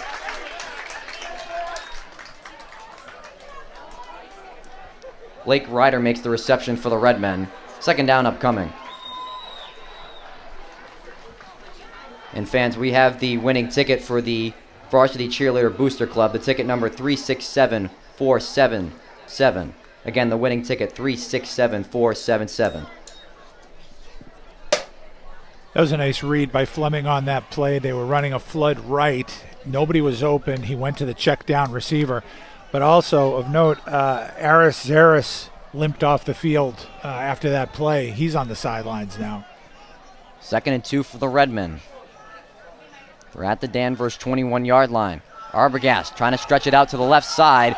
Kind of in the backfield. Now needs to get back. And was able to avoid the tackle there from Max Gastanowski. Could have been a worse loss, but they'll settle just for about a yard. Yeah, there aren't too many plays where you go, that was a good 1-yard loss. But on that one, it could have been disastrous. He tried going way out to the left side, was able to avoid the tackle from Gastanowski. And I believe he was even able to get back to the line of scrimmage. It looks like it. Yeah, it looks like somehow he's able to get right up there to the line of scrimmage. So it's, what, 3rd and 2? Mm-hmm. This one comes from the Falcon 22-yard line. you have to think they're in 4-down territory here. Absolutely. After starting this drive at the 42-yard line, after the great defensive play by Michael Sullivan. Under 6:30 left in the quarter. Fleming, pitch play. This one's going to go to Hunter Johnson, trying to get to the outside. Johnson finding a seam, getting a first down and more. A nice run there from the sophomore, and the Redmen are in the red zone. Hunter Johnson gets the carry to the Redmen to the outside. First down and 10. Again, not a great pitch by Fleming, but in this case, Johnson waited a moment, made sure he got a full handle on the ball, and made a nice cut upfield for the first down. And he can be one of those sneaky good running backs, a name you really haven't heard just in his sophomore year. Hunter Johnson, who had a really good freshman year for the Redmen, instantly coming into game number 1 and making an impact. First and 10 for the Redmen from the Danvers 11. Down by 9. Fleming, pitch play to the left side. Arbogast cutting it back to the middle. Arbogast, that extra extension wasn't enough. Was able to get it to the 1-yard line. But a great run from Arbogast. Now it'll be a first and goal. The Redmen able to pick up a first down on that play. A good run by Alex Arbogast gets to the Redmen at the 1-yard line. First and goal. One thing that's really impressed me about Arbogast, beyond just his athleticism, is he really seems like he is able to read the defense very quickly. In that case, the whole play was supposed to go to the left, and he freelanced it and cut back to the right immediately and turned it into a big play because he saw what was transpiring in front of him. He has excellent instincts. The Redmen first and goal at the 1-yard line, knocking on the doorstep, trying to make it a one-possession game. Fleming keeps it himself, and he is in the end zone. Touchdown, Danny Fleming. We got ourselves a ball game now. Danny Fleming on the QB keeper finds the end zone for a Tewksbury touchdown. And Fleming, finding pay dirt, gets into the end zone for the first time. Well, I'll tell you, right after that opening kickoff of the second half, when Danvers got the touchdown from Kelter, it looked like they had all the momentum in the world, and suddenly the momentum is totally on the side of Tewksbury. And the Let's Go Redmen chants erupting from the Redmen stance as they've got this crowd back into the game. Cody LeGrand on for the extra point. LeGrand, a low kick. No good. LeGrand's kick is no good, and with 4:45 remaining in the third quarter, the score, the Danvers Falcons 21 and the Tewksbury Redmen 18. So, Bill, the difference of this game is coming from the 3 extra point / missed two-point conversion from the Redmen. Yeah, and I got to tell you, Coach Aylward is the type of coach like Bill Belichick who stresses the importance of all 3 aspects of the game, and he cannot be happy at all. The kickoff return by Fleming notwithstanding, his special teams have not been good today. The extra point tries, the kickoff return for a touchdown, that is going to be something I suspect he will be working on hard in practice this week, the special teams. And it was one of those seasons last year where the Redmen had to turn to a new face. It was Nabil Barkala, who was a soccer player last year. He was able to play in the fall too. And then Tyler Keogh in the first 2 seasons. We've been covering this football team that was doing the kicking for the Redmen. And those extra points might come back to bite the Redmen. Oh, absolutely. Absolutely. And you're right. It's been quite a while since they haven't been able to count on a reliable kicking game. And I'm not saying that one game is going to decide it one way or the other, but Coach Aylward definitely wants to have a special teams all the way around that's reliable. A low kick from Cody LeGrand. It's hit off of one of the Falcons. This is a live ball. And then a combination of Falcons there able to scoop it up right at the 29. The Falcons recover the kickoff at the 29-yard line, first down and 10. So a scary scene there as the Falcons could have lost another possession there as it deflected off the hands of number 15, Dom Baez. Yeah, I'm not sure if it was designed as an onside kick or just as a squib kick to prevent a return. Again, the coverage has not been great, but it almost wound up as another, like you say, as another turnover. the placement was excellent. So the momentum in the hands of the Tewksbury Redmen right now, answering back with 2 touchdowns after allowing the kickoff to begin the second half to be returned for a touchdown. And I'm going to tell you, the tight end, offensive tight end and linebacker, Aries Harris, still on the sidelines, and that's a big loss for this Danvers team. 4:20 remaining in the third quarter. The ball's going to come out wide. It's Kettler on the far sideline. Good tackle there by Aaron Conley along with Colby Flahive. Colby Flahive and Aaron Conley on the stop for the Redmen. Gain of a few yards for the Falcons. Flahive, a great open field tackle right there. That was terrific for him to slow down Kelter, get his ankles, slow him down for the rest of the play. But he was one-on-one out on the island there, and he did a really nice job. It's good to see the youngsters stepping up for the Redmen, their first varsity football game. It's a tight one between the Falcons and the Redmen. Danvers in front 21-18. A 2-yard gain on first down for the visitors. 2nd and 8 from their own 31. Boycine, QB keeper taken down. It's number 77, Da Vinci Sidney, who was named to All-Conference last year, bringing down the sophomore. Number 77, Da Vinci Sidney, taking down Boycine on that last play, losing a yard to the 30-yard line, 3rd down. And Sidney, who was a transfer student, transferred during his junior year last year out of Malden High School. Right into the Redmen lineup he goes, all-conference first team last year. He is the biggest body they have on that front line. So he definitely takes up a lot of space in the running game. Looking downfield, a little bit underthrown, but it's caught in the catch is made by Owen Gasanowski. Great effort by Danny Fleming to trip him up. That ball looked a little underthrown, but it was perfectly placed in the hands of Gastanowski once again. Owen Gastanowski with the catch for the Falcons, bringing them inside the red zone, 1st down and 10. Well, it was underthrown, and the reason it was underthrown was because Voisel had to throw it as he was falling backwards because Da Vinci Sidney was right in his face. It was great pressure, but it was just a tremendous throw. It was just a great job. Loud enough to 50-50 so that people can hear it. 2:15 remaining in the third quarter. The Falcons inside the red zone, 1st and 10. Boycine up the middle, taken down by Aaron Conley. Boycine on the QB keeper. Brings up 2nd down. And fans, again, the 50-50 raffle winner one more time, number 367477.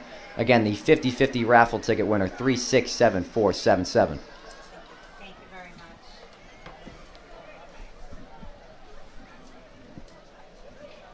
Under 1:40 remaining in the third quarter. The Falcons trying to re-extend the lead. And I'm fairly sure that if the 50-50 is not claimed, that the rules say it will be split between the color commentator and the play-by-play man. I can agree with that one, Bill. Pass out to the left side. Kettler with some space. Wasn't able to get around Sullivan. Made a good tackle in the open field. Michael Sullivan with some good open field tackling on Colin Kettler. 3rd down. That was an excellent play by Sullivan, and Kelter hesitated on that. He had some space, and it looked like he was a little unsure whether he wanted to go inside or outside. And by the time he decided, Sullivan was right there to wrap him up. So big 3rd down play here. Ball spotted at the Redmen 11. Danvers converting on a big 3rd down on this ensuing drive. It's a 3rd and 5 with 30 seconds left in the third quarter. Boycine, pitch play. Right side, they're trying to get to the corner. Extra extension. Waiting the signal, and they're in. Touchdown, Danvers. Colin Kettler gets to the pylon. Touchdown, Danvers. An incredible effort there by Kettler, extending the football to hit the pylon, and the Falcons, just like that, on the next drive, extend the lead once again. Well, it's been a game of shifting momentums, and now Danvers has claimed it again, and a chance to go up by 10 points. Scott on for the Smith on for the extra point, and it's good. The extra point from Aiden Smith is good, and with 18 seconds remaining in the third quarter, the score, the Danvers Falcons 28 and the Tewksbury Redmen 18. So the Falcons do a good job of answering after the Redmen scoring 2 touchdowns.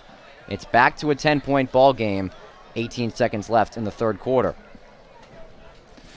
That touchdown set up by the really tremendous pass by Voisin to Owen Gasanowski, and as you say, it seemed a little underthrown, but Gasanowski had gotten behind the secondary again, and that just absolutely can't happen. You can't have your safeties allowing the wide receivers to get behind them, and that's what's been happening now a couple of times today. And again, that's the youth. That's the last couple of years, Tewksbury's had the benefit of some veterans in the defensive backfield, and you would have never seen something like that unless they were just beat clean on a fly pattern. But in this situation, it's just been missed coverages, and so it's going to be something that as the season goes on, this is going to have to be something they're going to have to clean up. Aiden Smith with the ball teed up at the 40-yard line. Redmond with 2 return man back just outside of their own 15. Kick taken by Danny Fleming, who dropped it. Took him a few seconds to pick it up, now does. And then taken down at the 30-yard line where the Redmond offense goes back to work. Danny Fleming takes the return for the Redmen, tackled at the 30-yard line. 1st and 10 for the Redmen.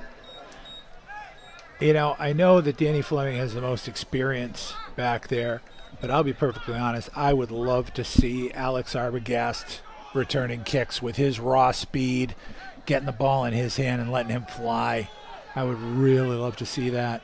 And maybe we will. Arbogast was on the other side of that return. I think it's more of them staying away from Arbogast after they saw that may speed. be. Yeah. After they saw that speed on the first touchdown of the game. Redmond in the gun. It's Johnson to the right of Fleming. 3 receivers at the top of your screen. 2 tight end set. Misdirection. They keep it inside. Swallowed up by Danvers. Right back at the line of scrimmage. And it was Hurdle on the carry. Sean Hurdle on the carry for the Redmen, getting back to the line of scrimmage. 2nd down. And that'll do it for the third quarter of play. After 3 quarters at Doucette Stadium, the score, the Danvers Falcons 28 and the Tewksbury Redmen 18. So a pretty exciting third quarter of play between the Redmen and the Falcons, but the Falcons with the upper hand going into the final 12 minutes of play. They lead the Tewksbury Redmen 28-18. That was Tewksbury had done so much to climb back into the game, and then Danvers, you got to give them credit, bouncing right back to seize control of it. And we'll see. It's 2 scores. Still plenty of time, and we'll see what Tewksbury can do. But they're going to need to tighten up defensively and prevent the big plays because that's been killing them today. Again, if you're just tuning in on Tewksbury TV, my name's Andrew Delapiana, alongside Bill Gilman. Fourth quarter about to get underway. The Danvers Falcons in control, up 28-18 over the Tewksbury Redmen here in Week 1 of the Massachusetts high school football season. We're live here at Doucette Stadium in Tewksbury, Massachusetts.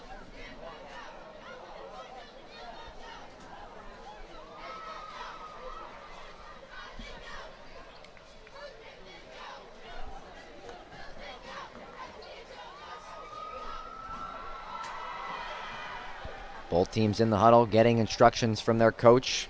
Ryan Nolan, the 50-year head coach for the Falcons, and Brian Elward, 25th-year head coach for the Tewksbury Redmen.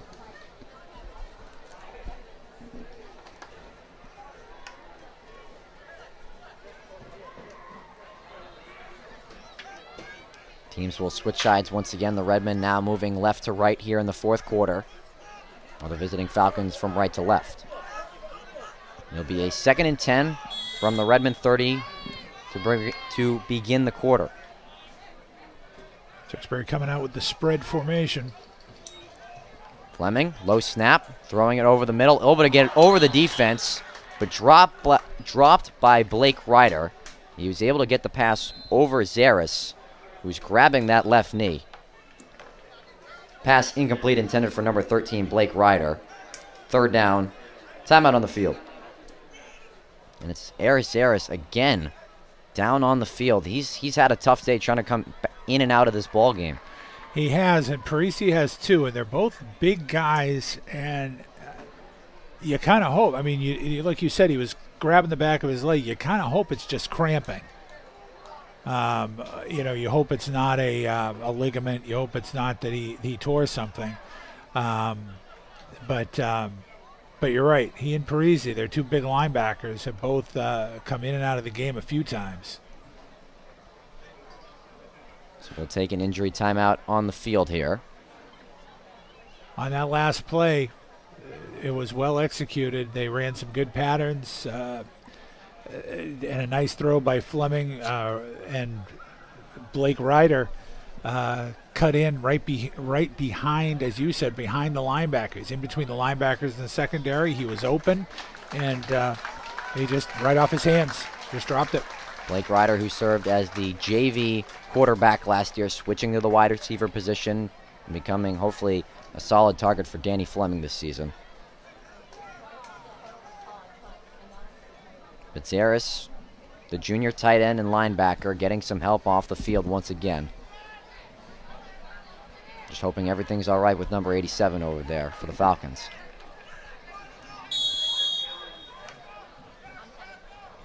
Back to the action, 3rd and 10 from the Redmond 30. They need to get to the 40 in order for a fresh set of downs.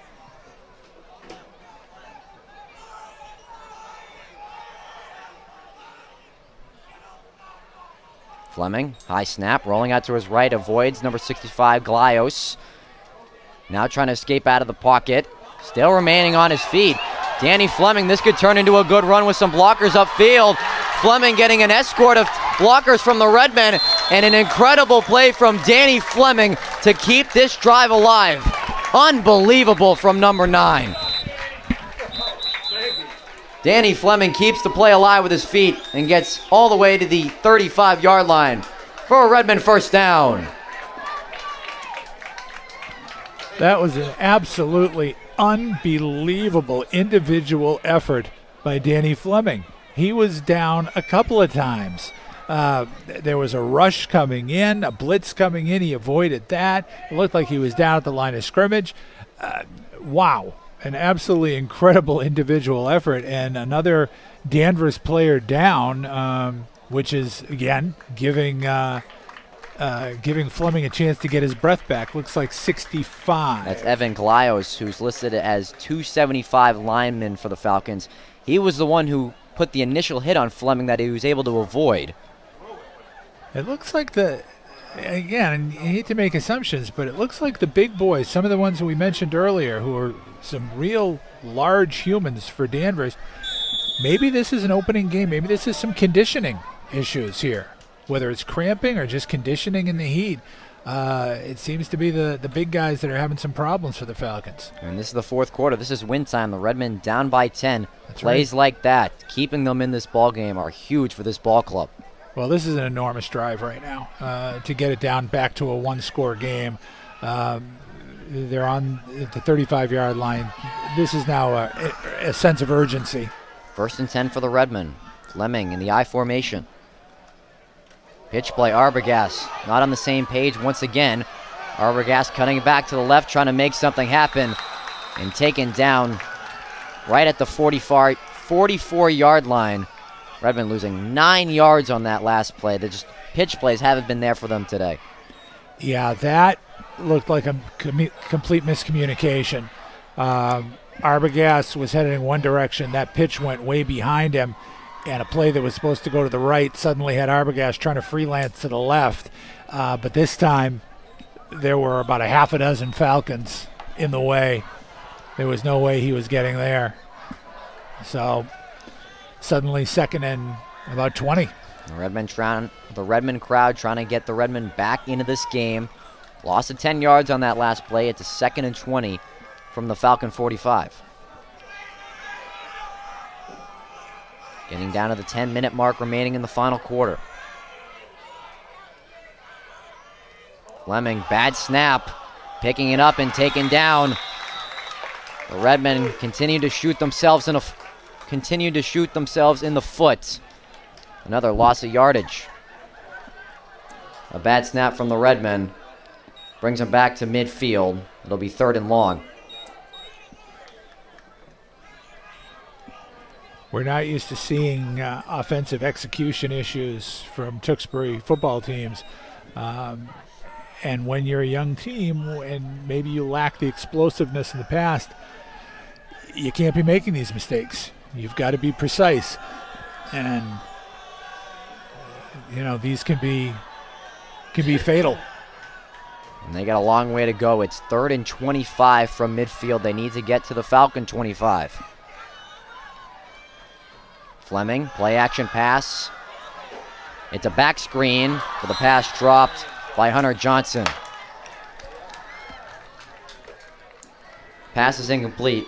Intended target was number 3, Hunter Johnson. 4th down.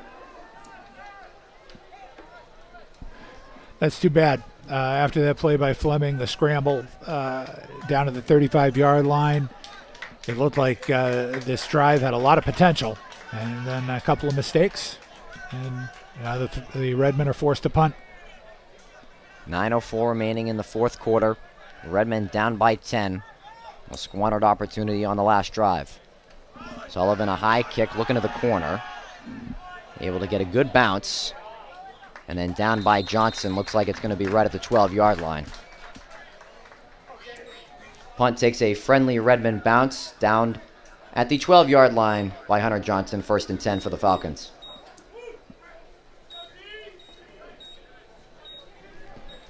Well, the clock now the enemy of the Redmen, down to under 9 minutes to go. They're going to need to make some quick stops here, get the ball back to try to score. But every time Danvers is able to get a 1st down, they're going to be able to eat another couple of minutes off this clock. 1st and 10 for the Falcons at their own 12-yard line. QB sneak right up the middle. And easy as pie there. Looked like he was untouched going to the 25-yard line, 1st and 10.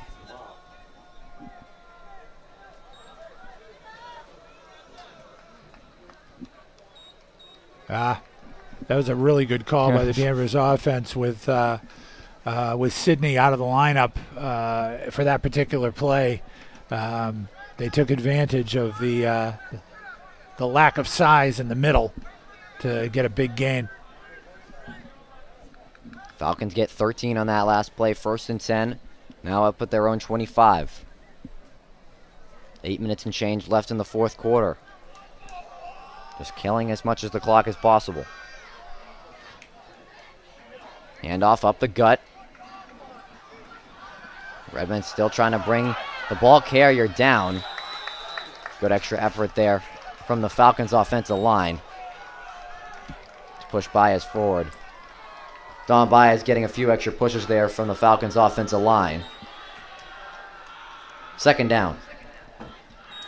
You know, you always like to see it when a running back tries to go for extra yardage, but in this situation, you're also going to be seeing the Tewksbury defense trying to rip the ball out of his hands. So sometimes discretion, the better part of valor. Sometimes you may just want to go down. So we'll see, what happens in the future here. But Tewksbury needs to make a stop here. 6-yard gain, 2nd and 4. Valsini's going to keep it right up the middle again, just like the first play on the drive. And get him up to the 39-yard line for 3rd and inches. Valsini on the QB keeper, just short of the 1st down marker, 3rd down. And the Redmen are going to take their first time out of the half. Timeout, Redmen. 7:03 remaining in the 4th quarter. The Falcons with the ball up 10. Redmond using their first timeout of the second half. Well, you called it. They're looking to use up as much of the clock as they can every time, every play. They're going to be keeping it on the ground, and with third and short like this, if they can stick ahead another half a yard, get a new set of downs, that's another 2 or 3 minutes. We're down about 7 minutes on the clock. Tewksbury could use a turnover here in a bad way. It may be time to take some chances, take some risks with the defensive calls, and try to force a turnover. The Falcons trying to spoil the new stadium opener here at Doucette Stadium. 7:03 remaining in the fourth quarter. Again, if you're just tuning on Tewksbury TV, my name's Andrew Del Piana, alongside Bill Gilman. These teams will play their next game on Friday, September 17th. The Falcons will stay in the MVC. They'll take on the Haverhill Hillies on Friday night. That'll be a road game for them. And the Tewksbury Redmen will be back here at Doucette Stadium. Again, on the 17th, they host the Lowell Red Raiders. 3rd and 1 for Danvers. Volsine keeping himself once again just following the blocks behind the center. Gets the first down yardage. Volsine on the QB sneak. Gets enough yardage for a first down. I've been very impressed with Volsine as a sophomore in terms of his decision making. He's reading the defense as well. He's not being forced into mistakes. He's got a good handle on this on what is a complex offense, a very complex offense, and he's a young man, a sophomore, an underclassman on a team with a lot of seniors, and he's showing good leadership. And the thing that's been most impressive from him to watch is he hasn't done too much. He's just been simple with Coach Ryan Nolan. Same play. They're going to just get back, gain about 2 yards there up to the 40. Volsine on the QB sneak once again gains 2 yards. Second down.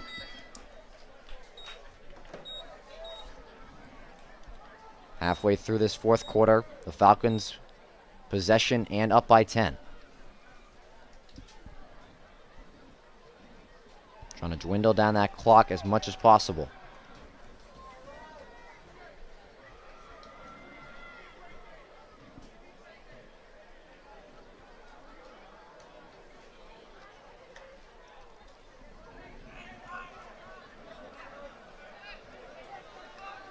Second and 8 from the Falcon 40. We'll see it's a jet sweep. Kettler, right side, getting past the first down marker and more. And the Falcons continuing to show their dominance here in the fourth quarter. It's another fresh set of downs. Colin Kelter on the carry. First down, Danvers. Yeah, it seems like Danvers almost caught the Redmen napping that time. They'd just been going on the sneak, and all of a sudden they went with the jet sweep, and Kelter has got some really good wheels when he is going full speed, and he ran over a couple of people on that one for some extra yardage. Falcons now onto the Redmen side of the field. Fresh set of downs at the Redmen 46. Volsine, QB sneak. Trying to get some pushes forward, getting past the 45. Volsine on the QB sneak, getting past the 45-yard line. Timeout, Redmen. Redmen will take their second timeout of the second half, 4:40 remaining in the ball game. Well, this is it right now. It's kind of do or die time. Tewksbury with only one timeout left. They really need to make the stop here, try to get the ball back. But Danvers, I'll tell you, for having some players go in and out, looks like they've been and they've been coming back in. So it looks like it has been cramping issues has been the problem. But these guys have some depth, and they've been able to avoid the mistakes that Danvers has been made has been minor. some penalties here and there, but they've cleaned that up in the second half. They haven't been shooting themselves in the foot with the penalties. But I think Coach Aylward was prescient with his description of his team, where the inexperience was, what they had to work on, where the experience was, where their strengths were. And so I think he knows that his club's got a lot to work on before they start moving into the MVC season. And again, a non-conference game. The Falcons out of the Northeast Conference. They'll stay in the MVC when they take on Haverhill on the road on Friday night. 2nd and 8 from the 44. They tried a short handoff here. This one to Gastonowski. Good stop by the Redmond defense. The Redmond defense meeting Gastonowski right at the 45-yard line. 3rd down upcoming.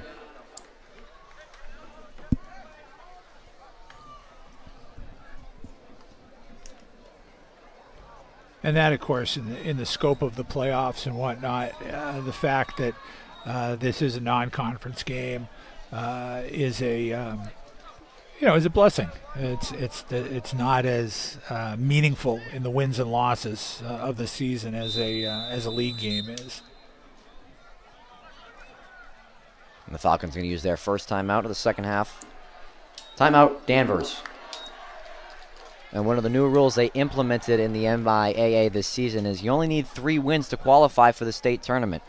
We talked about it in the pregame. Right. No more North, South, Central, West sectional tournaments. Right. And we just have one big state tournament of 16 teams from each division. Yep. Which will be an interesting format to see. Again, only 3 wins needed this year to make the state tournament. It really will. And as we were discussing that, the chance to see some teams in the tournament that maybe you've never seen before. Might be a Western Mass team, might be a Central Mass team, which is kind of cool. It's great to see some football from. Last night there was a game, a tremendous game between Andover and Shrewsbury. There was an insane game between Central Catholic of Lawrence and Springfield Central out there. That was, what did we say, 67-52? 67-52. Aiden Pereira, the senior quarterback of the team, who had a really good game in the MVC championship, had 10 touchdowns last night in that win. Unbelievable. 7 through the air and 3 on the ground. Yep. So that type of an open tournament statewide should be a lot of fun. Back to the action here, 3rd and 9. 4 minutes left on the clock.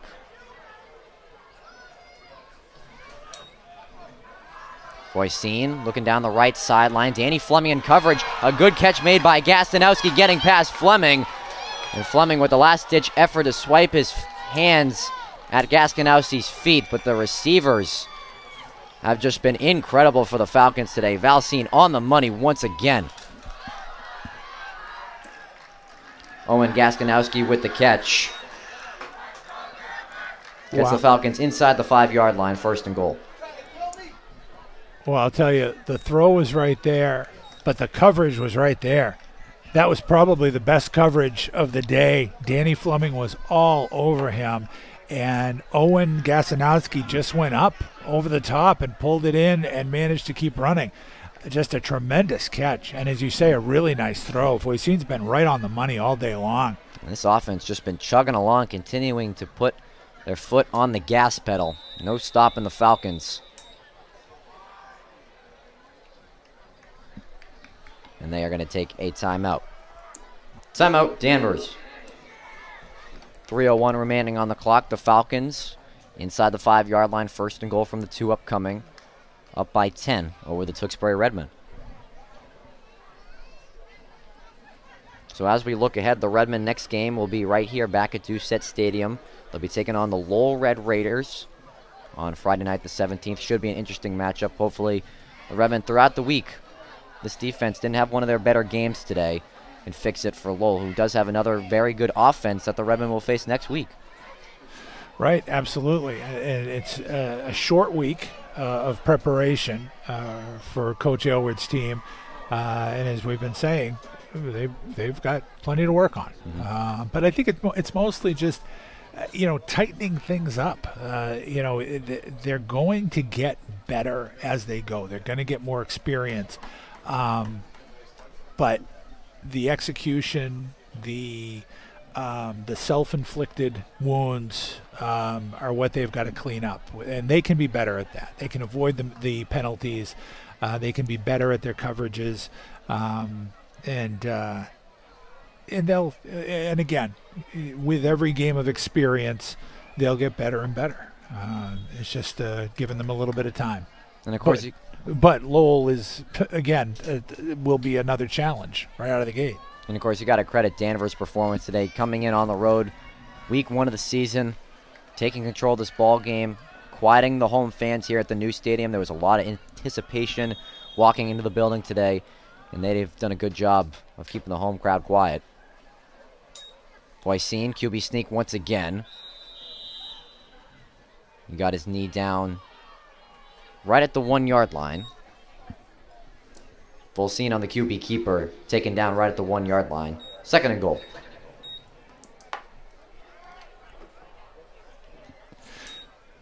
This will be, this is one of those little interesting things. This is, at this point, Danvers has the game in hand. But this is where you want to see discipline from Tewksbury. You want to see some pride. You want to see them digging deep, not wanting to give up a touchdown here, but also being able to take a loss with dignity and with class and with honor, like Tewksbury teams do.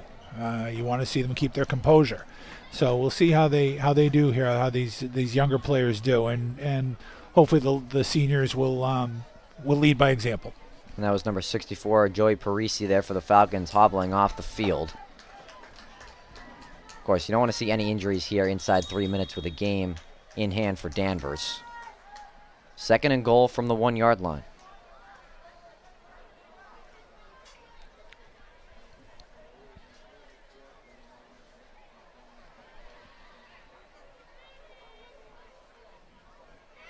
Voisin keeping it up the middle once again.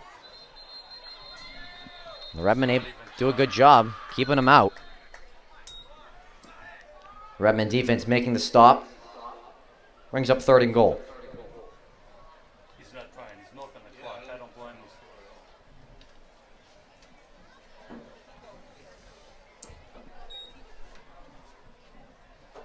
him. Have a timeout on the field here. We just heard it, Voisin, not trying to get into the end zone, but just get down to the ground.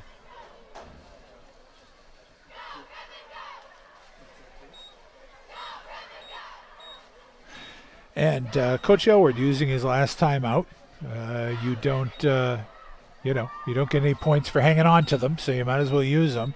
And and again, this is the Tewksbury way. You don't quit. You play 48 minutes. You keep plugging. You keep playing, and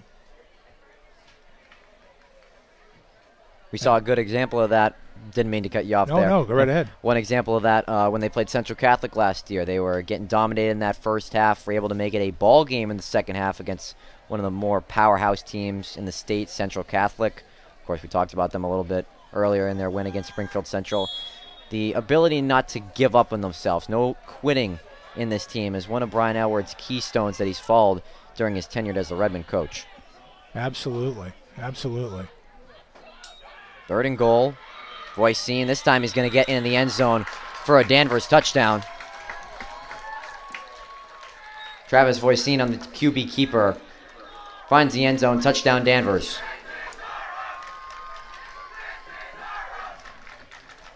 And the Falcons adding on to the lead. Now putting up 34 points on the Redmen today.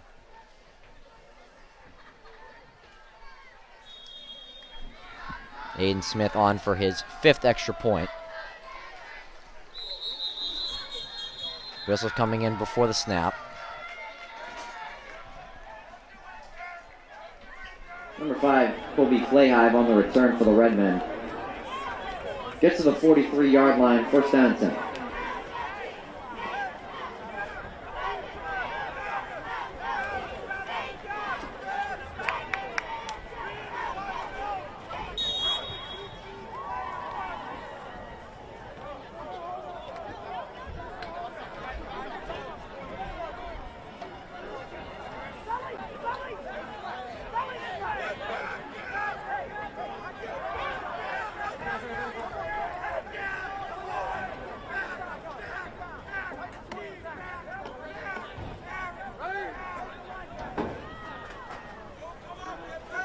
Arbogast the motion man. It's a jet sweep for Arbogast. Cutting back, runs right into a big man. And it was number 87, Zaris, again on the stop. Arbogast gets the ball in the jet sweep. Brings it to the 48-yard line, second down.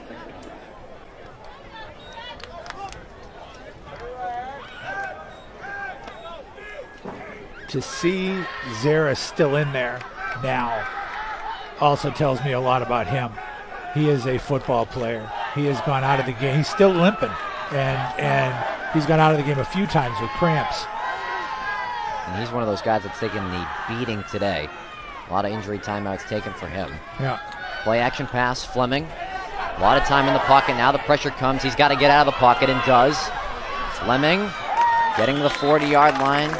Fleming showing a lot of good athleticism. When his targets aren't open, he's able to make a play happen. Fleming keeps it for himself, takes it past the 40-yard line. First down and 10. Yeah, that's that running back, H-back background for him, where he is very comfortable. He won't force the play. He won't throw into traffic, and he can turn nothing into something. And in that case, a nice scramble for a first down. And it was so nice seeing Fleming coming back to the Redmen. Wasn't sure if football was going to be played here in the state of Massachusetts during his junior year. Made the transfer to Bishop Girton. Great to see him back for his senior season, and hopefully he can make a big impact for this team following the departure of Ryan Rometta. Oh, absolutely. Absolutely. And that's the type of thing. It's going to take him a little while. We've seen, we remember the precision of Ryan Rometta. Mm-hmm. One of the big things that I've seen from him is the timing on the pitches to his running backs. The accuracy, the precision of that, putting the pitch where the running back needs it so he can catch it in stride and keep going to the hole he wants to go to. And he's been off on a few. And that's just experience. That's just, doing it over and over again. So it'll come. It'll come to him. He's too good of a football player for it not to come. Mm-hmm. He's one of those guys that's dedicating to make himself better every week. Michael Sullivan getting a pass out to the left side. Was trying to get back to the line of scrimmage. Was taken down by Riordan. Michael Sullivan on the reception for the Redmen. Loss of a yardage, second down. There's 60 seconds remaining in this game. The Redmen trying to go no huddle. Danny Fleming with the QB spike. Fleming with the QB spike. We'll bring up third down.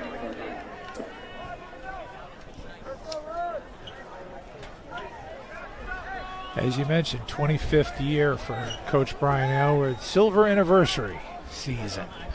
I know that this opening up this field is a very special thing for him. This is the type of field that I think he's always dreamed about the Tewksbury High football team having.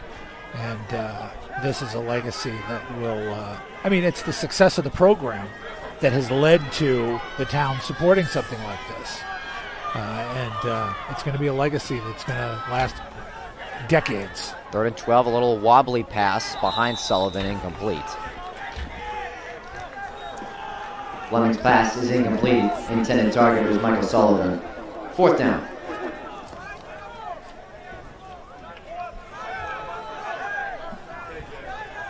So the Redmen are going to try one last ditch effort here. 4th and 12. 54 ticks remaining in the game.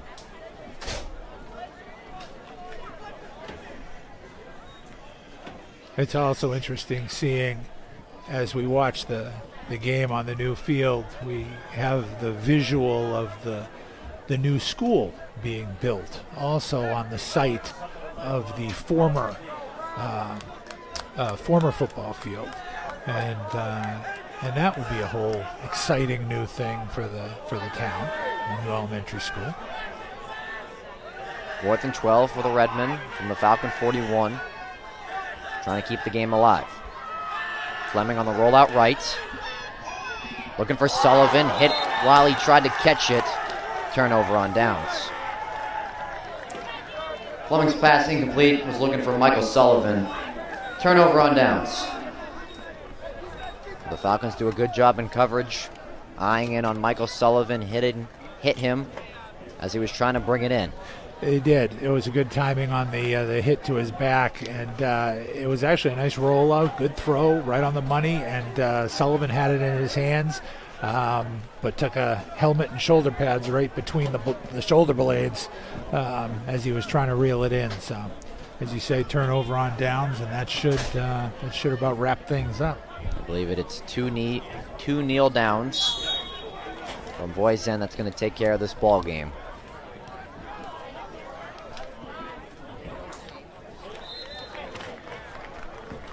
And there's the first one. And the Falcons can start to celebrate. They had a great performance today. They spoil the Doucette Stadium opener. Put 35 points up on the board. It was a great day to be a Danvers Falcons here in Tewksbury, Mass. Well, it was, and you know, Danvers is a team in the playoffs year in, year out, 3-4 last year. It was very un-Danvers like, and this seems to indicate that the Danvers Falcons are back in a big way. And that will be the final whistle. That'll do it for today's ball game. That's the final score. The Danvers Falcons 35 and the Tewksbury Redmen 18. Fans, thank you for joining us here at Doucette Stadium. The Redmen next game will be on Friday night, September 17th, when they host the Lowell Red Raiders. Again, thank you for joining us here at Doucette Stadium. Have a great rest of your day. Thank you for joining us. So that'll do it here from Doucette Stadium, the final. The Danvers Falcons 35, the Tewksbury Redmen 18. Take one final look at this one. The Danvers Falcons come out of here with a 1-0 record. The Redmen move to 0-1. They host Lowell on Friday night the 17th, while Danvers will stay in the MVC and will take on the Haverhill Hillies. Again, that'll be on Friday night as well. Bill, your final thoughts? Well, I think, again, we saw from Tewksbury pretty much exactly as Coach Brian Aylward said they were. Strong on the line, but inexperienced in the skill positions, and we saw the inexperience rear its head, and so they will come around. They will get better as they go. Of course, with the MVC, there's no such thing as easy games as we get into the league schedule, so they're going to have to grow up quickly for sure, but there's a lot of potential. Meanwhile, from Danvers, as I said, if I were a team on their schedule, the highlight reel from this one would scare the dickens out of me. They're not a team that I would want to play. And maybe this is something the Redmen need, kind of a push from behind, say, hey, this is some good competition we're playing this year, and, you know, we got to get these younger guys on the same page if we want to start winning football games, and I believe that's going to be the message Brian Aylward tells his team right now as they're meeting in the huddle. Absolutely. And you know, he does not schedule Brian Aylward does not schedule cupcakes in his non-league games. Mm-hmm. He just doesn't. Whether it's a BC High or an Everett or a Malden Catholic or a Danvers or whatever, he wants his team to play the best. He figures that is how they get better, and that will be the challenge for him and his coaching staff this week, is to take what they learned here, take the lumps that they took, and grow from it, and get better, and with a short week, get squared up in time to face Lowell High. Final one more time. Danvers 35, Tewksbury 18. The Redmen are 0-1. The Falcons move to 1-0. The Redmen will be back here on Friday night to take on the Lowell Red Raiders. For the entire crew at Tewksbury TV, Bill Gilman, I've been Andrew Della Piana. Thank you for watching. Signing off. We'll see you on Friday the 17th. The Redmen take on Lowell.